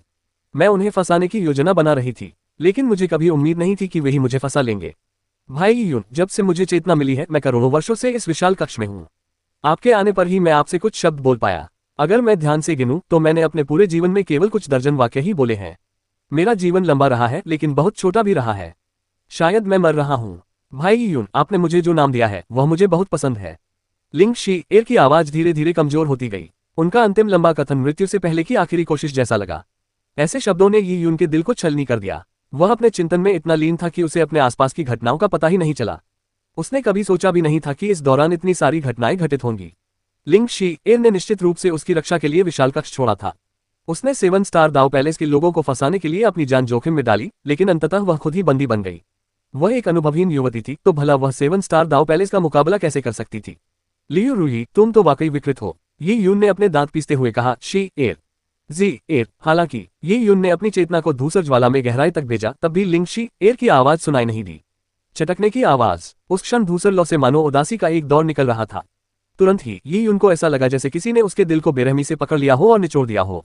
जी एर। ये यून की मुठ्ठियां इतनी कसकर भींची हुई थी कि उसके नाखून उसकी त्वचा में गहरे धंस गए थे। लिंग शी एर के साथ उसकी बातचीत का दृश्य उसकी आंखों के सामने स्पष्ट रूप से उभर रहा था। क्या तुम्हारा कोई नाम है? तो मैं तुम्हें एक नाम दे दूंगी। आगे से तुम लिंग शी एर के नाम से क्यों नहीं जानी जाती? मानव योद्धा अपने स्वार्थ के लिए बेधड़क हत्याएं करते थे। वे रहस्यमय लोगों में षड्यंत्र रचते और दूसरों की संपत्ति हड़पने के लिए उनकी हत्या कर देते थे। अपने लक्ष्यों को प्राप्त करने के लिए वे अनगिनत प्राणियों का नरसंहार करते थे। लिंग शी एर से उनका बहुत कम संपर्क हुआ था, फिर भी उन्होंने उनकी रक्षा इस प्रकार की थी। विधर्मी देवता अग्निबीज अंततः दुनिया में सबसे दयालु और पवित्र व्यक्तित्व का स्वामी बन गया। लिंग शी एर। ये यून ने ऊपर देखा और उसके चेहरे पर एक भयानक हत्या का इरादा झलक रहा था। 7 स्टार दाव पैलेस, मैं एक दिन तुम्हारे द्वारों पर अवश्य हमला करूंगा और तुम सबको नष्ट कर दूंगा। ये यून ने विधर्मी देवता अग्निबीज को देखा। उसने तो बस सरनी को ठीक से तोड़कर लिंग शी एर के साथ निकलने की योजना बनाई थी, लेकिन अब जी, क्या तुम मुझे सुन पा रही हो? मैंने मंत्र प्रणाली को तोड़ने के बाद तुम्हें अपने साथ ले जाने की योजना बनाई थी, लेकिन तुम्हारा आध्यात्मिक शरीर फंसा हुआ है। मुझे तुम्हें फंसाने वालों को मारने के लिए तुम्हारी शक्ति की आवश्यकता है। ये यून के बोलते ही उसकी आकृति चमक उठी और वह संसार चक्र की ओर उड़ गया। वहां मौजूद सांसारिक व्यवस्था के चलते लिंग शी एर के अलावा कोई भी संसार चक्र के पास नहीं जा सकता था। लेकिन अब ये यून के पैर धारती लपटों से जलने लगे, क्योंकि उसके हाथ में मौजूद 10,000 दानव अस्तित्व चक्र व्यवस्था में जा गिरा। Boom boom boom. अस्तित्व का 10,000 दानव चक्र और संसार का 6 भागों में बंटा चक्र आपस में टकरा गए, जिससे शक्तिशाली तरंगे उत्पन्न हुई, मानो दुनिया फट रही हो। संपूर्ण भूमिगत जगत कांप उठा। ये यून इस आघात तरंग में खड़ा होकर प्रभाव के केंद्र में प्रवेश कर गया। विशाल सरणी में प्रवेश करने के बाद उसने एक धूसर लौ को ऊपर उठाने के लिए हाथ बढ़ाया। ये सिंखोल से उत्पन्न दिव्य अग्नि थी। वर्षों पहले दिव्य रसायनज्ञ ने अपनी एम्पायरियन क्लींजिंग फ्लेम को विधर्मी दिव्य अग्निबीज के साथ मिला दिया था। अंततः एम्पायरियन क्लींजिंग फ्लेम विधर्मी दिव्य अग्निबीज में समाहित हो गई, जिससे विधर्मी दिव्य अग्निबीज विश्व की सबसे शक्तिशाली ज्वाला में परिवर्तित हो गया। इतनी शक्तिशाली ज्वाला के आगे तो सर्वोच्च शक्ति भी कुछ नहीं कर सकती थी। यहाँ तक कि एक दिव्य स्वामी को भी अत्यंत सावधानी बरतनी पड़ती और वे भी इसे परिष्कृत करने में विश्वास नहीं दिखाते। ये यून जैसे साधारण दाव अभिव्यक्ति स्तर के स्वामी की तो बात ही अलग है, लेकिन अब ये यून ने इसे अपनी हथेली में पकड़ रखा था। यह आश्चर्यजनक था कि ब्रह्मांड को प्रज्वलित कर सकने वाली ज्वाला ने ये यून के हाथों को कोई नुकसान नहीं पहुंचाया। इससे भी अधिक आश्चर्यजनक बात यह थी कि ये यून की हथेलियों में विधर्मी देवता अग्निबीज शांत हो गया। ये रात में किसी परी के कूदने जैसा था, जिसने ये यून के शरीर में गर्माहट का एहसास कराया। दिव्य रसायनज्ञ ने पुनरुत्थान का अमृत बनाने के लिए इस सांसारिक संरचना का उपयोग किया। आज मैं अपने शरीर को एक पात्र के रूप में विधर्मी देवता अग्निबीज का पात्र बनाऊंगा। मानो उसमें बुद्धि हो। विधर्मी देवता अग्निबीज ये यून के शरीर में प्रवेश कर गया। उसी समय अस्तित्व का 10,000 दानव चक्र और संसार चक्र पुनर्तः एक हो गए। रक्त लाल संसार चक्र ये यून के चरणों में घूमने लगा और उसकी आभा लगातार बढ़ती गई। रात के समान उसकी गहरी आंखों में 2 ज्वालाएं प्रज्वलित हुई। लपटें लाल नहीं बल्कि धूसर रंग की थीं। वे लगातार उछल रही थीं, जिससे ये यून किसी नरक से निकले दानव देवता की तरह दिख रहा था। मुझे शक्ति चाहिए। ये यून को इस बात का भलीभांति एहसास था कि वह 7 स्टार दाव पैलेस के उपराजकीय सरदारों को पराजित नहीं कर सकता। उसे अपनी शक्ति को चरम सीमा तक बढ़ाना था। विधर्मी देवता अग्निबीज यून के दांतियान में प्रवेश कर गया और नीले लकड़ी के दिव्य वृक्ष के साथ विलीन हो गया। उस क्षण ऐसा लगा मानो वृक्ष ने उसके शरीर में सूर्य को जन्म दिया हो। उसकी सभी शाखाएं अग्नि में लाल हो गईं। वह तेजी से बढ़ने लगा, उसका तना तेजी से मोटा होता गया। नई शाखाएं उगाई और शाखाओं के साथ साथ नए पत्ते भी निकलने लगे और वह लगातार आगे बढ़ता रहा। ये पत्तियां विभिन्न आकृतियों और आकारों की थीं। कोई भी 2 पत्तियां एक जैसी नहीं थीं। वे छोटी कड़ाही, उड़ती हुई तलवारें या 8 त्रिकोणों जैसी थीं। प्रत्येक पत्ती की नस पर महान दाव के पीछे का सत्य अंकित था। उस क्षण ये यून ने गहराई से महसूस किया कि विधर्मी देवता अग्निबीज पूरी तरह से उसके साथ विलीन हो गया था। इसने अपनी सारी शक्ति उसके दांतियान में समाहित कर दी थी। ये सूर्य दफन रेत सागर से एकत्रित सांसारिक शक्ति थी जो करोड़ों वर्षों से संचित होती रही थी। इतनी अधिक केंद्रित शक्ति के साथ ये यून सीधे दाव अभिव्यक्ति क्षेत्र के अंतिम चरणों में प्रवेश कर गया। हालांकि यह इस अपार शक्ति की सीमा से बहुत दूर था। अध्याय 1117 9 रत्न प्राणित दाव महल। अनुवादक सीके टैलेंट संपादक। हालांकि ये यून को यह नहीं पता था कि उस दिव्य रसायनज्ञ ने किस स्तर की साधना प्राप्त की थी, लेकिन उसे यकीन था कि वह दिव्य स्वामी के स्तर से ऊपर था। इतनी अपार शक्ति किसी कनिष्ठ व्यक्ति को टुकड़े टुकड़े क्यों नहीं कर देती। सौभाग्य से ये यून के पास नीला लकड़ी का दिव्य वृक्ष था जो सब कुछ समाहित कर सकता था। साथ ही विधर्मी देवता अग्निबीज भी सम्लन में उसके साथ काम करने के लिए पूरी तरह से तैयार था। इससे ये यून को एक चमत्कार प्राप्त हुआ। उसकी साधना का स्तर अकल्पनीय गति से बढ़ रहा था। दाव अभिव्यक्ति पूर्णता का क्षेत्र है। प्राचीन परियों के प्रेतों के पत्तों की सतह के ऊपर प्रकट होने के साथ ही ज्वालाएं आकाश की ओर उठती हुई प्रज्वलित हो उठी। वे दहाड़ रहे थे या सर पर दौड़ रहे थे। ये यून को ऐसा लग रहा था मानो उसका शरीर फटने वाला हो। तमाम लाभों और नियम संबंधी जानकारियों के बावजूद, जिन्होंने उसे यह उपलब्धि हासिल करने में सक्षम बनाया, अपनी साधना के स्तर को कई उपस्तरों तक बढ़ाना भी एक अद्भुत उपलब्धि थी। वह पहले से ही दाव अभिव्यक्ति की पूर्णता के स्तर पर पहुंच चुका था और उसके पास ऊर्जा के लिए कोई जगह नहीं बची थी। यदि वह ऊर्जा का संचय जारी रखता तो परिणाम अकल्पनीय होते। अगर यह कोई और समय होता तो ये यून रुककर अपने शरीर से अतिरिक्त ऊर्जा को मुक्त करना चुनता, जिससे वह स्वाभाविक रूप से समाप्त हो जाती। हालांकि इस समय ये यून का रुकने का कोई इरादा नहीं था। उसके सामने 7 सितारा दाव महल के उपराजकीय सरदार थे। उसे अपनी शक्ति अपर्याप्त लग रही थी और उसे एक के बाद एक सफलता हासिल करनी थी। पूर्णता के दाव अभिव्यक्ति क्षेत्र से ऊपर जो कुछ भी था वह दाव महल की स्थापना थी। उसने जो ऊर्जा एकत्रित की थी वह दाव महल की स्थापना के लिए पर्याप्त थी। हालांकि दाव अभिव्यक्ति की पूर्णता के क्षेत्र में आवश्यक समय संचय किए बिना इसकी स्थापना करना बहुत खतरनाक था। मैं जोखिम उठाऊंगा। ये यून ने अपने दांत भींचे और उसके दांतियान में मौजूद 4 9 पत्ती दाव फल धीरे धीरे आपस में जुड़ने लगे और उनके बीच का अंतर कम होने लगा।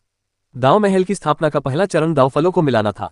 यदि ये यून ने ऐसा करने में सावधानी नहीं बरती, खासकर अपनी वर्तमान स्थिति में, तो उसका दांतियान फट सकता है। मेरी मदद करो। ये यून मन ही मन बुदबुदाया क्योंकि नीले रंग के दिव्य वृक्ष में स्थित विधर्मी देवता अग्निबीज अचानक अत्यंत शांत तरीके से प्रज्वलित हो गया, मानो उससे जरा सी भी गर्मी उत्पन्न हो रही हो। सोल लॉकिंग विप में फंसी लिंग शी एर का शरीर पारदर्शी था। उसकी जीवन शक्ति की लौ हवा में जलती मोमबत्ती की तरह थी जो किसी भी क्षण बुझ सकती थी। लेकिन अचानक उसकी पलकें हल्की सी कांप उठीं। उसकी आंखें धीरे धीरे खुली और उनमें कोई चमक नहीं थी क्योंकि वह चुपचाप लियू रुई और उसके साथियों को देख रही थी। ओह, ये लड़की अभी भी होश में है, लियू रुई ने भौहें चढ़ाते हुए कहा। हे, शायद यह उसकी मृत्यु से पहले का क्षणिक आराम है। एक साधारण चेतन आकृति का इतने दिनों तक जीवित रहना वाकई बहुत प्रभावशाली है। अगर वह कोई मानव योद्धा होती तो आत्मा को जकड़ने वाले कोड़े के प्रभाव में कुछ ही दिनों में उसकी आत्मा के टुकड़े टुकड़े हो जाने से असहनीय पीड़ा होती।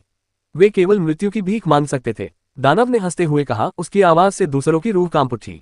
उपराजकीय दानव पक्षी सही कह रहे हैं। आत्मा अवरोधन कोड़े का दर्द आम लोगों के बस की बात नहीं है, लेकिन जितना अधिक दर्द होगा उतना ही यह यांग आत्मा के अनमोल खजाने को दर्शाता है। आप सभी को इस अद्भुत खजाने को प्राप्त करने के लिए हार्दिक बधाई। 7 सितारा दाव महल की शक्ति बढ़ेगी और यह यांग देव स्वर्ग में एक शक्तिशाली गुट बन जाएगा, बगल में खड़े मास्टर त्यानिक्सियाओ ने चापलूसी भरे लहजे में कहा।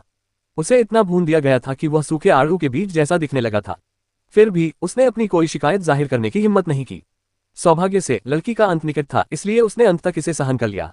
लेकिन उसी क्षण मास्टर त्यानशियाओ को अचानक कुछ महसूस हुआ। उन्होंने अपने कंपास पर नजर डाली और पाया कि उसमें कुछ अजीब हो रहा है। अचानक बूम बूम बूम, भूमिगत दुनिया भूकंप की तरह कांपने लगी। उन्हें यह भी आभास हो गया था कि लिंग शी एर द्वारा उन्हें फंसाने के लिए इस्तेमाल किया गया अग्निमंडली का घेरा अस्थिर हो गया था।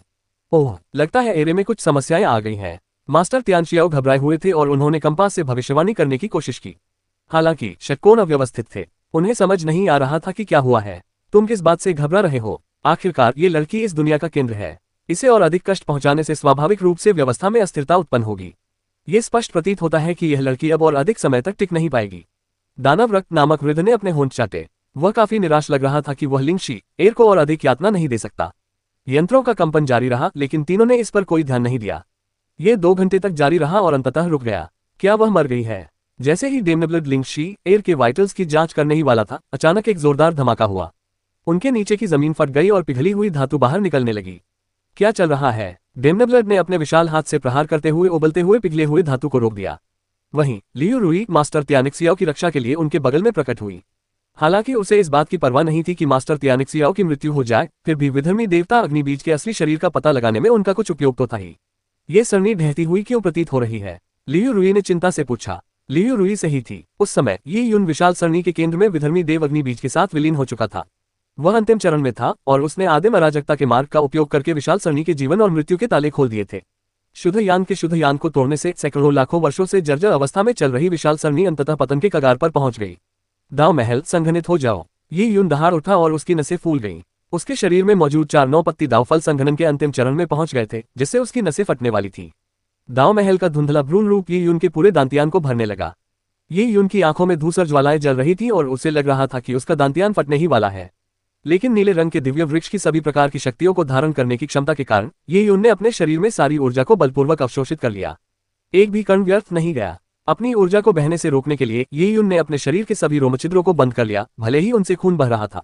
उस क्षण वह सचमुच एक राक्षसी देवता जैसा दिख रहा था। ये यून ने 60 साल से भी कम समय तक साधना की थी। अपनी तमाम उपलब्धियों में उन्होंने साधना के स्तर में इतनी बड़ी छलांग कभी नहीं लगाई थी। उसके शरीर पर खून की मात्रा इतनी बढ़ गई कि वह खून की एक परत बन गई। उसके शरीर के भीतर दाव महल का प्रारंभिक रूप लगातार झिलमिला रहा था और जब ऊर्जा चरम सीमा पर पहुंच गई तो उसे एक जोरदार गड़गड़ाहट सुनाई दी, मानो कुछ टूट गया हो। ये यून के पूरे दांतियान को भरने वाला दाव महल अचानक सिकुड़ गया। महज कुछ ही सेकंड में दाव महल 10 गुना सिकुड़ गया। इसकी मूल रूप से मायावी अवस्था अचानक पारदर्शी और ठोस हो गई, मानो ये क्रिस्टल या कांच से बना हो। दाव महल की स्थापना हुई। दाव महल का आकार शिवालय जैसा था, लेकिन प्रत्येक तल पर 9 किनारे थे। ये सर्वोच्च 9 रत्न दाव महल था। जिस प्रकार मनुष्य पैगोडा का निर्माण करते थे, उसी प्रकार पैगोडा की भुजाओं की संख्या उसकी मूल्यवान स्थिति को दर्शाती थी। उदाहरण के लिए मनोकामना पूरी करने वाला अष्टम पैगोडा या छोटा 6 पुष्पम पैगोडा होता था। एक योद्धा का दाव महल भी इसी प्रकार का था, जिसका सर्वोच्च रूप सर्वोच्च 9 रत्न दाव महल था। और दाव महल की छत से 4 कांच के मनके लटके हुए थे। ये मनके 4 दाव फलों द्वारा छोड़े गए थे। अपने दांतियान में तैरते हुए नन्हे दाव महल को देखकर रक्त से लथपथ ये यून ने एक लंबी दहाड़ लगाई। पल भर में उसके शरीर पर जमा सारा खून बिखर गया। अंततः उसने दाव महल के क्षेत्र में प्रवेश कर लिया था। अध्याय 1118, जीवन और मृत्यु को अलग करने वाले 100 फीट। अनुवादक सीके टैलेंट, संपादक लिंग जिए। अचानक ये यून ने अपनी आंखें खोली जो धूसर लपटों से चमक रही थी।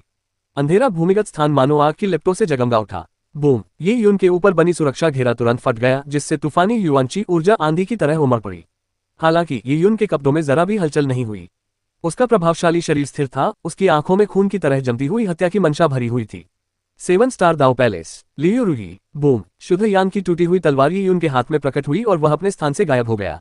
दाव पैलेस क्षेत्र में प्रवेश करने के बाद ये यून की गति एक भयावह स्तर तक पहुंच गई थी। एक सुनहरे कौवे ने चीख मारी और ये यून के पीछे विशाल पंखों का एक जोड़ा प्रकट हुआ। पंखों के फड़फड़ाने के साथ ही ये यून का शरीर मानो आग के गोले से गिर गया। वह उल्कापिंड की तरह लिंग शीर की ओर तेजी से बढ़ा।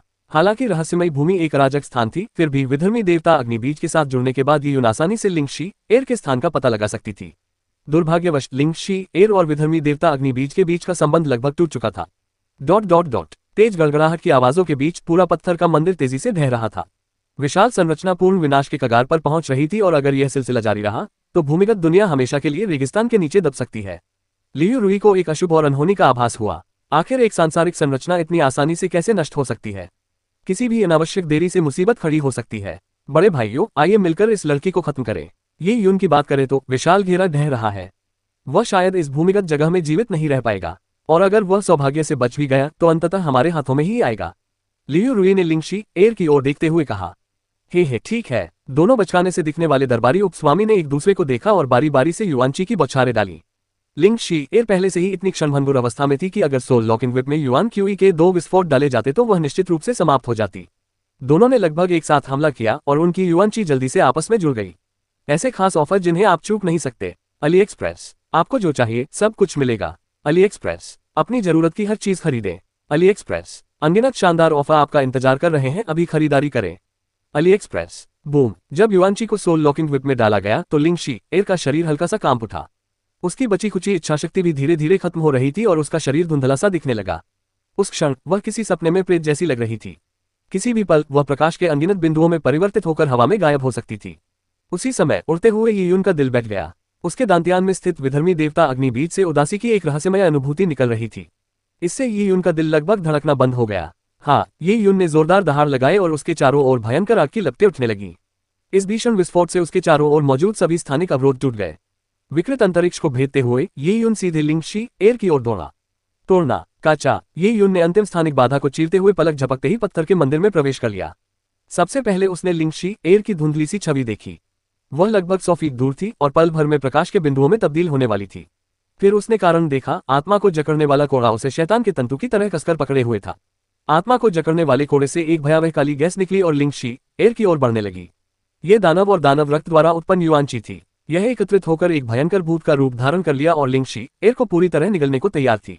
100 फीट की दूरी, लेकिन एक पल भर के अंतर ने ही जीवन और मृत्यु को अलग कर दिया।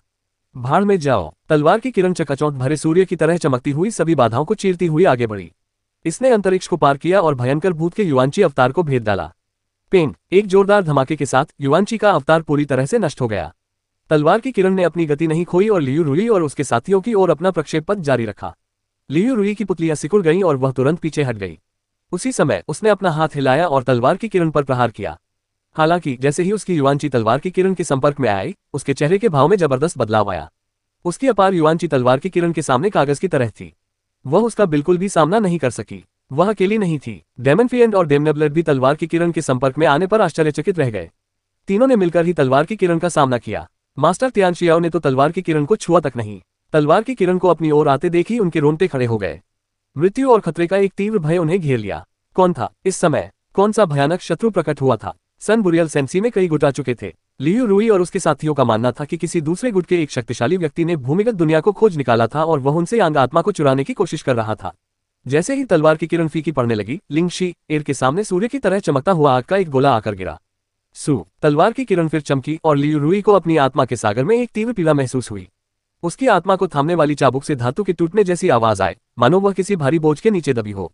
ये यून के प्रहार से वह टुकड़े टुकड़े हो रही थी। हालांकि सोल लॉकिंग व्हिप कोई सर्वोच्च खजाना नहीं था, फिर भी यह उत्कृष्ट गुणवत्ता का था। लेकिन इस व्यक्ति की तलवार की किरण के सामने ये टोफू की तरह नरम था। चा चा चा तलवार की किरण आखिरी बार चमकी, जिससे पहले से ही टूटी हुई सोल लॉकिंग व्हिप अनगिनत टुकड़ों में बिखर गई। लिंग शीर का शरीर पंख की तरह गिरने लगा। यह उसका आध्यात्मिक शरीर था। आत्माओं को प्रताड़ित करने के लिए बनाई गई एक दुष्ट वस्तु सोल लॉकिंग व्हिप द्वारा इतने लंबे समय तक यातना झेलने के बाद वह धीरे धीरे क्षीण होती जा रही थी। ये यून ने एक कदम बढ़ाया और अंतरिक्ष पार कर लिया। पलक झपकते ही वह लिंगशी एर के सामने प्रकट हो गया। उसने अपनी बाहें खोलकर लिंगशी एर को गले लगा लिया। जैसे ही यून ने लिंगशी एर को छुआ, उसका दिल बैठ गया। उसे उसके शरीर का कोई भार महसूस नहीं हुआ। लिंग शीर की कभी निर्मल और चमकीली आंखों की चमक अब फीकी पड़ चुकी थी। वह यून को स्तब्धता से देख रही थी, लेकिन उसकी आंखों में संतुष्टि का भाव भी झलक रहा था। उसे यह एहसास हो गया था कि उसका वास्तविक स्वरूप पहले से ही यून के शरीर में समाहित है। ये यून के साथ एकरूप होकर वह भविष्य में अंततः उसके वास्तविक शरीर को इस धरती से बाहर ला सकता है। उसने मुस्कुराने की कोशिश में अपने होठों के कोनों को थोड़ा हिलाया, लेकिन उसकी सारी ताकत खत्म हो चुकी थी। धीरे धीरे उसकी आंखें बंद हो गईं। उसकी जीवन शक्ति लगभग बुझ चुकी थी। जैसे ही यून ने पंख की तरह हल्के शरीर को गले लगाया, उसे तुरंत एक असहनीय दर्द महसूस हुआ। क्योंकि वह विधर्मी देवता अग्नि बीज के मूल तत्व के साथ जुड़ गया था, इसलिए यह दर्द उनके रक्त संबंध से उत्पन्न हुआ था। शिए, मैं तुम्हें जगा दूंगा। जरूर, ये यून ने धीरे से कहा। उसने अपना हाथ लिंग शिए की भौहों के बीच की जगह की ओर बढ़ाया। उसने धीरे से उसकी सिकुड़ी हुई भौहों को शांत किया। उसी समय नीले रंग के दिव्य वृक्ष द्वारा पहले अवशोषित की गई शुद्ध युवांची को ये यून की उंगली के माध्यम से लिंगशी एर के शरीर में वापस डाल दिया गया। दाव पैलेस क्षेत्र में प्रवेश करने के बाद वह सरनी से उस ऊर्जा का उपयोग कर सकता था जिसे उसने लिंगशी एर के शरीर में पूरी तरह से अवशोषित नहीं किया था। वह वर्षों से उस तंत्र में फंसी हुई थी जिससे वह पहले से ही बेहद कमजोर हो गई थी। फिर उसने ऐसी यातनाएं झेली जिनसे वह अंदर तक क्षतिग्रस्त हो गई। आत्मा या चेतना को हुए नुकसान का इलाज मुश्किल होता है, यहाँ तक कि यून के नीले लकड़ी के दिव्य वृक्ष के समर्थन से भी, जिससे वह लगातार उसमें युवांची का सार प्रवाहित कर रहा था। लिंगशीर का पहले से ही पारदर्शी शरीर युवांची को अवशोषित करने में असमर्थ प्रतीत होता था। अधिकांश युवांची अंततः वाष्पित होकर गायब हो जाती थी। अध्याय 1119 मास्टर तियानिक्सियाओ का प्रलय। अनुवादक सीके टैलेंट संपादक। जब ये यून ने लिंगशी एर में युवांची डालने की पूरी कोशिश की, तब लियू रुई और उसके साथी अभी भी अचंभे से स्तब्ध थे। मास्टर तियानशियाओ को तो अपना सिर दीवार पर पटकने का मन कर रहा था। इतने दिनों तक संघर्ष करने और अंत तक पहुंचने के बाद अचानक एक विशेषज्ञ प्रकट हुआ और उसने खुलेआम उनके हाथों से यांग स्पिरिट छीन ली। ये वरिष्ठ मास्टर तियानिक्सियाओ अभी जांच शुरू ही करने वाले थे कि उन्हें कुछ ऐसा महसूस हुआ जिसने उन्हें स्तब्ध कर दिया। आप उद्धरण चिन्ह। मास्टर तियानिक्सियाओ ने एक परिचित आभा का अनुभव किया, और जब उन्होंने अपना सिर उठाया तो उनकी यह परिचितता की अनुभूति पुष्ट हो गई। ये यून तुम हो। तब तक यून अपने मूल रूप में लौट चुका था। मास्टर तियानशियाओ की आवाज सुनकर उसने ऊपर देखा और ठंडी निगाहों से उसे घूरने लगा। मैं सोच रहा था कि कौन होगा, तो ये वही छोटा बदमाश है। ये यून को पहचानते ही मास्टर तियानशियाओ ने राहत की सांस ली।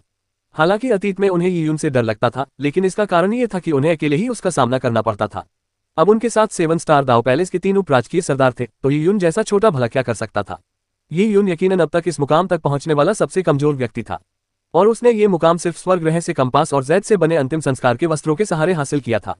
अगर मास्टर तियानशियाओ का सामना किसी ऐसे शक्तिशाली व्यक्ति से होता जिसने अपने दम पर यह मुकाम हासिल किया होता, तो वह सचमुच अपनी लंबी पीड़ा को खत्म करने के लिए आत्महत्या करने का मन बना लेते। तो ये है तुम? हाँ, बस एक लड़के। मेरे 7 स्टार दाव पैलेस से कुछ छीनने की हिम्मत वाकई बहुत बड़ी हिम्मत है। दानव और दानव रक्त ने एक साथ ठंडे स्वर में कहा। इस तरह सीधे उनके पास आना स्पष्ट रूप से ये दर्शाता है कि ये यून मौत को दावत दे रहा था। लेकिन मास्टर तियानिक सियाओ को ये यून की ठंडी निगाहों से अपनी त्वचा सुन्न होती महसूस हुई। आग के सागर के बीच होने के बावजूद उन्हें अपने शरीर से ठंडा पसीना टपकता हुआ महसूस हुआ। ये यून की हत्या करने की मंशा का ही परिणाम था जो प्रकट हुआ। ये यून से मिले हुए ज्यादा समय नहीं बीता था, लेकिन अभी यून बिल्कुल अलग इंसान लग रहा था। उसकी ठंडी और कठोर आंखों में धूसर लपटें चटक रही थी, मानो वह किसी गहरी खाई से देख रहा हो।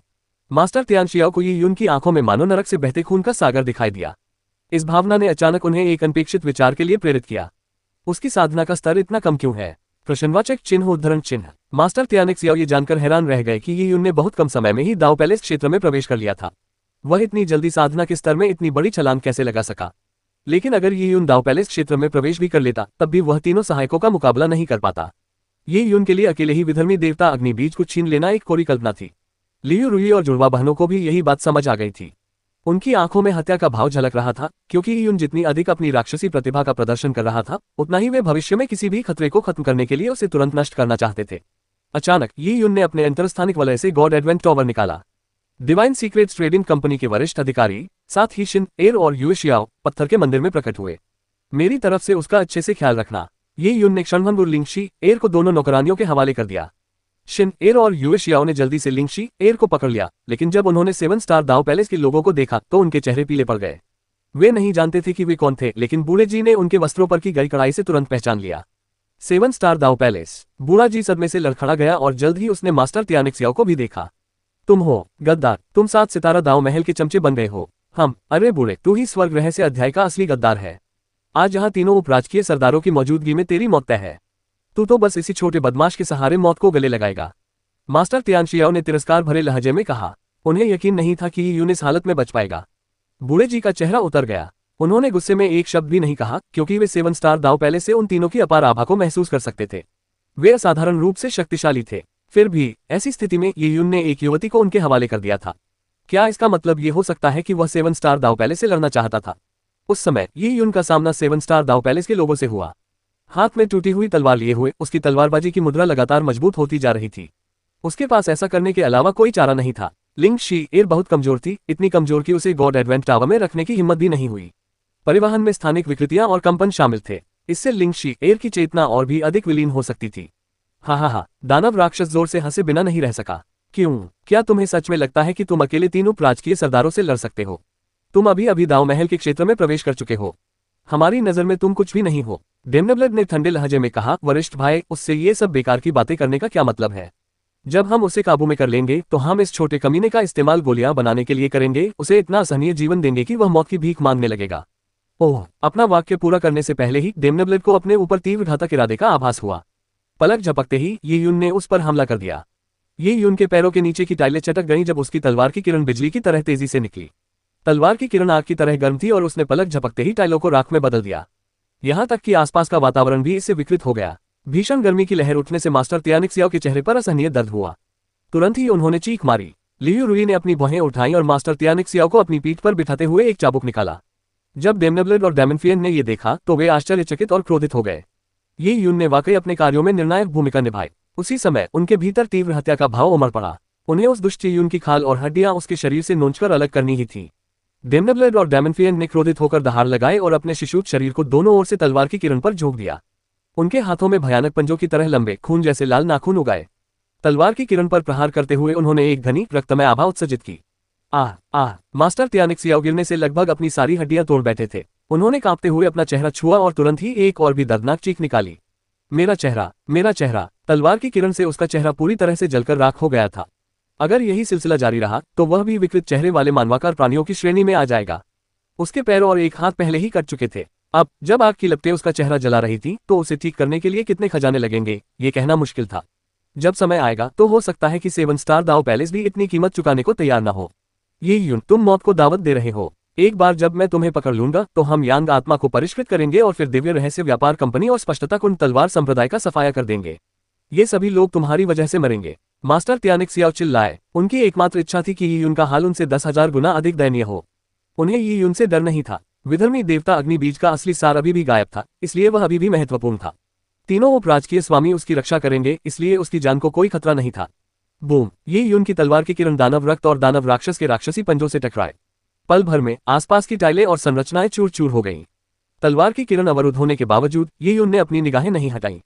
पलक झपकते ही वह आगे बढ़ा और फिर से वार किया, लेकिन इस हमले का निशाना मास्टर तियानिक सियाओ थे। चुप रहो। ये यून की ठंडी निगाहें मानो तलवार की किरण को भेदते हुए मास्टर तियानिक सियाओ पर जा पड़ी। मास्टर तियानिक सियाओ, जो अभी भी चिल्ला रहे थे, अचानक शांत हो गए, जैसे उनका दम घुट गया हो। उनके चेहरे पर भय का भाव आ गया और वे चिल्लाए, उपराजमहल स्वामी लियू, मुझे बचाओ। तुम्हारी हिम्मत कैसे हुई हमारे सामने दूसरों को मारने की? डेमनेब्लेड और डेमनफिएंग तुरंत आगे बढ़े। उस समय वे स्पष्ट रूप से मास्टर तियानिक सियाओ को मरने नहीं दे सकते थे। उसी समय एक चाबुक घातक सांप की तरह चुपचाप ये यून की ओर बढ़ने लगा। 7 स्टार दाव पैलेस के 3 उपराजकीय स्वामियों की संयुक्त सेनाओं के सामने ये यून भावहीन दिखाई दिया। उसकी तलवार की किरण अपने पथ पर निरंतर आगे बढ़ती रही। समय की तलवार की किरण अंतरिक्ष और समय को चीरती हुई मास्टर तियानिक सियाओ के सामने प्रकट हुई। बूम! जब चाबुक तलवार की किरण से टकराया तो लियू रुई के चेहरे के भाव में अचानक बदलाव आ गया। तलवार की किरण से चाबुक के वापस उछलने के कारण उसकी कलाई में दर्द हुआ। जब दानव रक्त और दानव राक्षस ने ये यून पर अगल बगल से हमला किया तो उनके राक्षसी पंजे हवा में ही बेरहमी से नीचे की ओर झपटे। अंतरिक्ष में एक विशाल काली दरार पैदा हुई और वह ये यून के सिर की ओर नीचे उतरने लगी। ये यून ने अपने ऊपर हो रहे हमले को नजरअंदाज कर दिया, क्योंकि उसकी तलवार की किरण मास्टर तियानिक सियाओ तक पहुंचने के लिए सभी बाधाओं को पहले ही नष्ट कर चुकी थी। तलवार की वह छोटी सी किरण मानो नरक का द्वार थी। मास्टर तियानिक सियाओ का चेहरा पीला पड़ गया था। लगभग एक ठूंठ जैसे शरीर में तब्दील हो जाने के कारण उनके पास प्रतिरोध करने का कोई साधन नहीं बचा था। मास्टर तियानिक सियाओ ने दर्द भरी चीख मारी और उनका शरीर अनगिनत टुकड़ों में बिखर गया। ये टुकड़े शुद्ध यान ज्वालाओं में समा गए और अंततः राख में परिवर्तित होकर विलीन हो गए। मास्टर तियानिक सियाओ, जिन्होंने स्वर्ग ग्रह से अध्याय में गड़बड़ी पैदा की थी और लगभग उस पर पूर्ण नियंत्रण कर लिया था, बिना कोई अवशेष छोड़े ही मर गए। अपनी मृत्यु के क्षण में भी मास्टर तियानिक सियाओ को यह अविश्वसनीय लगा कि 7 स्टार दाव पैलेस के 3 राजकुमारों की संयुक्त सेना भी उनकी रक्षा करने में विफल रही। अध्याय 1120 सांसारिक व्यवस्था। अनुवादक सीके टैलेंट संपादक। मास्टर तियानिक सियाओ की मृत्यु से बूढ़े जी बुरी तरह स्तब्ध रह गए। ये यून ने इतने खतरनाक हालात में मास्टर तियानिक सियाओ को मार गिराया था। वह स्वयं उस गद्दार को मारना चाहते थे, लेकिन अभी यून ने ये काम उनके लिए कर दिया था। वह किस तरह का नौजवान था? ऐसी प्रतिभा तो पहले कभी देखी ही नहीं गई थी। इसकी कल्पना करना भी मुश्किल था। तुम में से कोई भी मुझे उन लोगों को मारने से नहीं रोक सकता जिन्हें मैं मारना चाहता हूँ। जल्द ही तुम्हारी जान मेरी होगी। ये यून की आवाज किसी गहरे पाताल लोक से आती हुई प्रतीत हो रही थी। डेमनेब्लेड, डेमनफिएंग और लियू रुई तीनों के चेहरे पर कुरूप भाव थे, लेकिन ये यून की बातें सुनकर लियू रुई के होठों पर एक व्यंग्य भरी मुस्कान आ गई। उसने ठंडी निगाहों से ये यून को देखते हुए कहा, क्या तुम्हें डर नहीं लगता कि अपनी ही तारीफ करने से तुम्हारी जबान कट जाएगी? क्या तुम्हें लगता है कि तुच्छ तियानिक सियाओ को मारने से तुम्हारी जीत पक्की हो जाएगी? अगर वह मर भी जाए तो क्या फर्क पड़ता है? सूर्य दफन रेत सागर की विशाल संरचना वैसे भी ढहने की कगार पर है। अगर वह यहाँ मार्ग बताने के लिए न भी हो तो कोई फर्क नहीं पड़ता। लियू रुई की आवाज अचानक घातक इरादे से भर गई। उसके आसपास का वातावरण और भी भयावह हो गया और उसके बगल में रखा चाबुक एक विशाल अजगर की तरह लहराने लगा। ये यून के हमले ने उसे और भी क्रोधित कर दिया था। दाव पैलेस क्षेत्र में प्रवेश करने के बाद उसकी शक्ति में वास्तव में बहुत अधिक वृद्धि हुई थी। हालांकि तीनों की संयुक्त सेनाओं से भिड़ने की कोशिश करना एक मूर्खतापूर्ण प्रयास था। जीवन मरण की लड़ाई में 7 स्टार दाव पैलेस के लोग ही उनसे आमने सामने नहीं लड़ेंगे। लियू रुई के बगल में दानव रक्त और दानव राक्षस की आभा भी बढ़ रही थी। वे अब बच्चों जैसे नहीं थे, बल्कि शैतानों जैसे दिख रहे थे। युवा स्वामी यी, बूढ़े जी और दोनों दासियां सामने के दृश्य को चिंता से देख रही थीं। 7 स्टार दाव पैलेस के तीनों योद्धा ये यून को घेर रहे थे और वे सभी बेहद शक्तिशाली थे। ऐसे में ये यून उनके संयुक्त हमले का सामना कैसे कर पाते? वे पहले ही संख्या में कम पड़ चुके थे। हालांकि ये यून ने घबराहट का कोई संकेत नहीं दिखाया। वह शांत भाव से खड़ा रहा। उसके हाथ में शुद्ध यान की टूटी हुई तलवार थी। युवा लोग जल्दबाज होते हैं, इसलिए जाहिर है कि उसे पता नहीं होगा कि वह मौत के कगार पर खड़ा है। दानव ने मन ही मन व्यंग्य करते हुए सोचा। 7 स्टार दाव पैलेस के पास एक संयुक्त तकनीक थी। उनकी शक्ति से ये तकनीक ये यून को पल भर में नष्ट कर सकती थी। ये तो एक मजाक है। क्या ये यून को सच में लगा था कि वह अकेले उनसे लड़ सकता है? हालांकि उसे ये यून को मारने की कोई जल्दी नहीं थी। ये यून द्वारा दिखाई गई ताकत से वह सचमुच दंग रह गया था। ये यून को मारने के लिए हर संभव प्रयास करने से पहले वह उस बदमाश की कमियों को उजागर करना चाहता था। मरना। अचानक दानव आगे की ओर उछला। उसके चारों ओर राक्षसी आभा फैल गई और उसने दोनों पंजों से प्रहार किया, जिससे अपार ऊर्जा निकली। ये हमला ये यून को निशाना बनाकर नहीं किया गया था, बल्कि बूढ़े जी और उनके पीछे खड़े अन्य लोगों को निशाना बनाकर किया गया था। तुमने मेरे एक आदमी को मेरे सामने मार डाला, अब मैं तुम्हारे एक आदमी को तुम्हारे सामने मार डालूंगा। दानव जानता था कि यून लिंगशी एर की बहुत परवाह करता है। अगर ऐसा नहीं होता तो वह इतनी मुश्किल परिस्थितियों के बावजूद उसे बचाने नहीं आता। इसलिए लिंगशी एर को मारकर वही यून को अपना आपा खोने पर मजबूर कर सकता था, वरना ये यून उसे बचाने की दोबारा कोशिश करेगा और खुद को खतरे में डाल देगा। हालांकि जैसे ही दानव ने हमला किया, उसने ये यून के होठों के कोने ऊपर की ओर मुड़ते हुए देखे। तिरस्कार भरी मुस्कान ने दानव को अचंभित कर दिया। उसे अचानक महसूस हुआ कि कुछ बहुत ही गड़बड़ है। हालांकि इससे पहले कि वह चेतावनी दे पाता, ये यून की टूटी हुई तलवार जमीन की ओर जा गिरी। बूम! जैसे बिजली का एक झोंका जमीन पर गिरा हो, वैसे ही पहले से ही जर्जर हो चुकी जमीन पल भर में एक शक्तिशाली युवांची विस्फोट से घिर गई। जमीन कांप उठी और टाइलें उड़ गईं। इसी दौरान लियू रुई के समूह ने महसूस किया कि उनके आसपास का स्थान बदल रहा है। नियमों में होने वाले उतार चढ़ाव के बीच शक्तिशाली स्थानिक अवरोध उन्हें घेरने लगे। ये क्या हो रहा है? दानव के हमले ने एक स्थानिक अवरोध को भेद दिया, लेकिन उस अवरोध पर एक जोरदार कंपन के अलावा क्षति का कोई संकेत नहीं दिखा। ये यून ने कहा, अपनी शक्ति व्यर्थ मत करो। यह इस जगह की सांसारिक व्यवस्था है। विश्व संरचना, क्या ये पहले ही ध्वस्त नहीं हो चुकी है? डेमनब्लड ने लिंग शी एर की ओर देखा, जो अभी भी कमजोर अवस्था में दासियों शिन एर और यू शियाओ की बाहों में लेटी हुई थी। हालांकि उन्हें और उनके साथियों को यह एहसास होने लगा कि उनके और समूह के बीच स्थानिक बाधाओं की कई परतें मौजूद थीं। विधर्मी देवता अग्नि बीज का आध्यात्मिक शरीर इस हद तक प्रताड़ित किया गया था कि वह लगभग नष्ट हो चुका था। उस विशाल जीर्ण शीर्ण सरणी को कैसे सक्रिय किया जा सकता था? इसके बाद तो ये पूरी तरह ढह जाएगा, ये यून ने बेपरवाही से कहा। उसने दिव्य रसायन शास्त्री के नोट्स का अध्ययन करने में काफी समय लगाया था और विनाश और अराजकता के नियमों को विशाल सरणी के मूल में समाहित कर लिया था। अंत में उसने विधर्मी ईश्वर अग्नि के मूल को आत्मसात कर लिया था, जिससे उसे सांसारिक सरणी पर नियंत्रण प्राप्त हो गया था। इसलिए वह इसे बहुत अच्छी तरह जानता था। सांसारिक व्यवस्था के विनाश के कगार पर होने के बावजूद वह इसका उपयोग कुछ कार्यों को करने के लिए करने में सक्षम था। उसने लिंग शी एर को गॉड एडवेंट टॉवर के अंदर इसलिए नहीं भेजा क्योंकि वह स्थानिक अवरोधों का उपयोग करके उसकी रक्षा कर सकता था। अगर ऐसा नहीं होता तो वह संचरण से उत्पन्न होने वाले स्थानिक उतार चढ़ाव की तीव्रता की परवाह किए बिना उसे अंदर भेजने का जोखिम उठाता। अब उस विशाल सरणी की शक्तियां लगभग समाप्त हो चुकी थीं।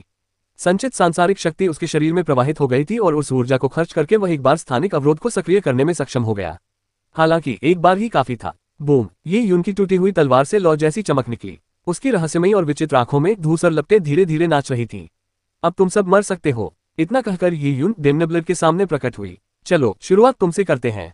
तुम। डेमनब्लड के चेहरे के भाव बदल गए। स्थानिक कारागार के अंदर वह लियू रुई और डेमनफियन से अलग थलग था। उन्होंने मिलकर ये यून को खत्म करने की योजना बनाई थी, लेकिन अब ये यून ने सांसारिक सरणी का उपयोग करके उन्हें आमने सामने की लड़ाई के लिए मजबूर कर दिया था। लेकिन जल्द ही डेमनब्लड का चेहरा गुस्से से भर गया। ये तो एक मजाक है। क्या तुम्हें लगता है कि तुम मुझे द्वंद्व युद्ध में हरा सकते हो? हाँ। तलवार अचानक निकली और पलक झपकते ही डेमनब्लड और ये यून के बीच की दूरी तय कर ली। एक पल भी बीतने से पहले ही वह डेमनब्लड के सामने प्रकट हो गई।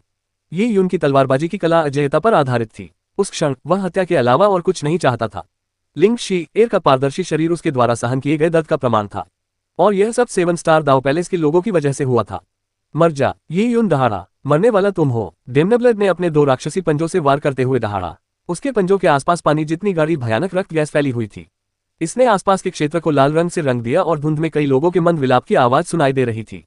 दानव रक्त राक्षसी तकनीकों का अभ्यास करता था, जिनमें हत्या करना महारत का प्रतीक था। उसके हाथ हजारों योद्धाओं के खून से सने हुए थे। ये यून की बात करें तो वह उस मिश्रण का सबसे ताजा और स्वादिष्ट हिस्सा बनने वाला था। लेकिन उसी क्षण ये यून के पैरों के नीचे अस्तित्व का 10,000 दानव चक्र प्रकट हुआ। विनाश दाव डोमेन, एक शुद्ध यांग दाव डोमेन और एक अंतरिक्ष समय दाव डोमेन एक साथ प्रकट हुए। ये यून की तलवार अजगर की दहाड़ की तरह गूंज उठी और उसने ऐसे वार किए मानो आकाश को चीर डाल देगी। पल भर में दुनिया का रंग बदल गया, मानो सब कुछ धूल की परत से ढक गया हो। बूम! हड़ताल के बाद सब कुछ एकदम शांत हो गया। डेमनब्लड चुपचाप खड़ा रहा। उसने आगे देखा और अचानक उसके मुंह से खून का एक घूंट निकल गया। उसके राक्षसी पंजे कट चुके थे।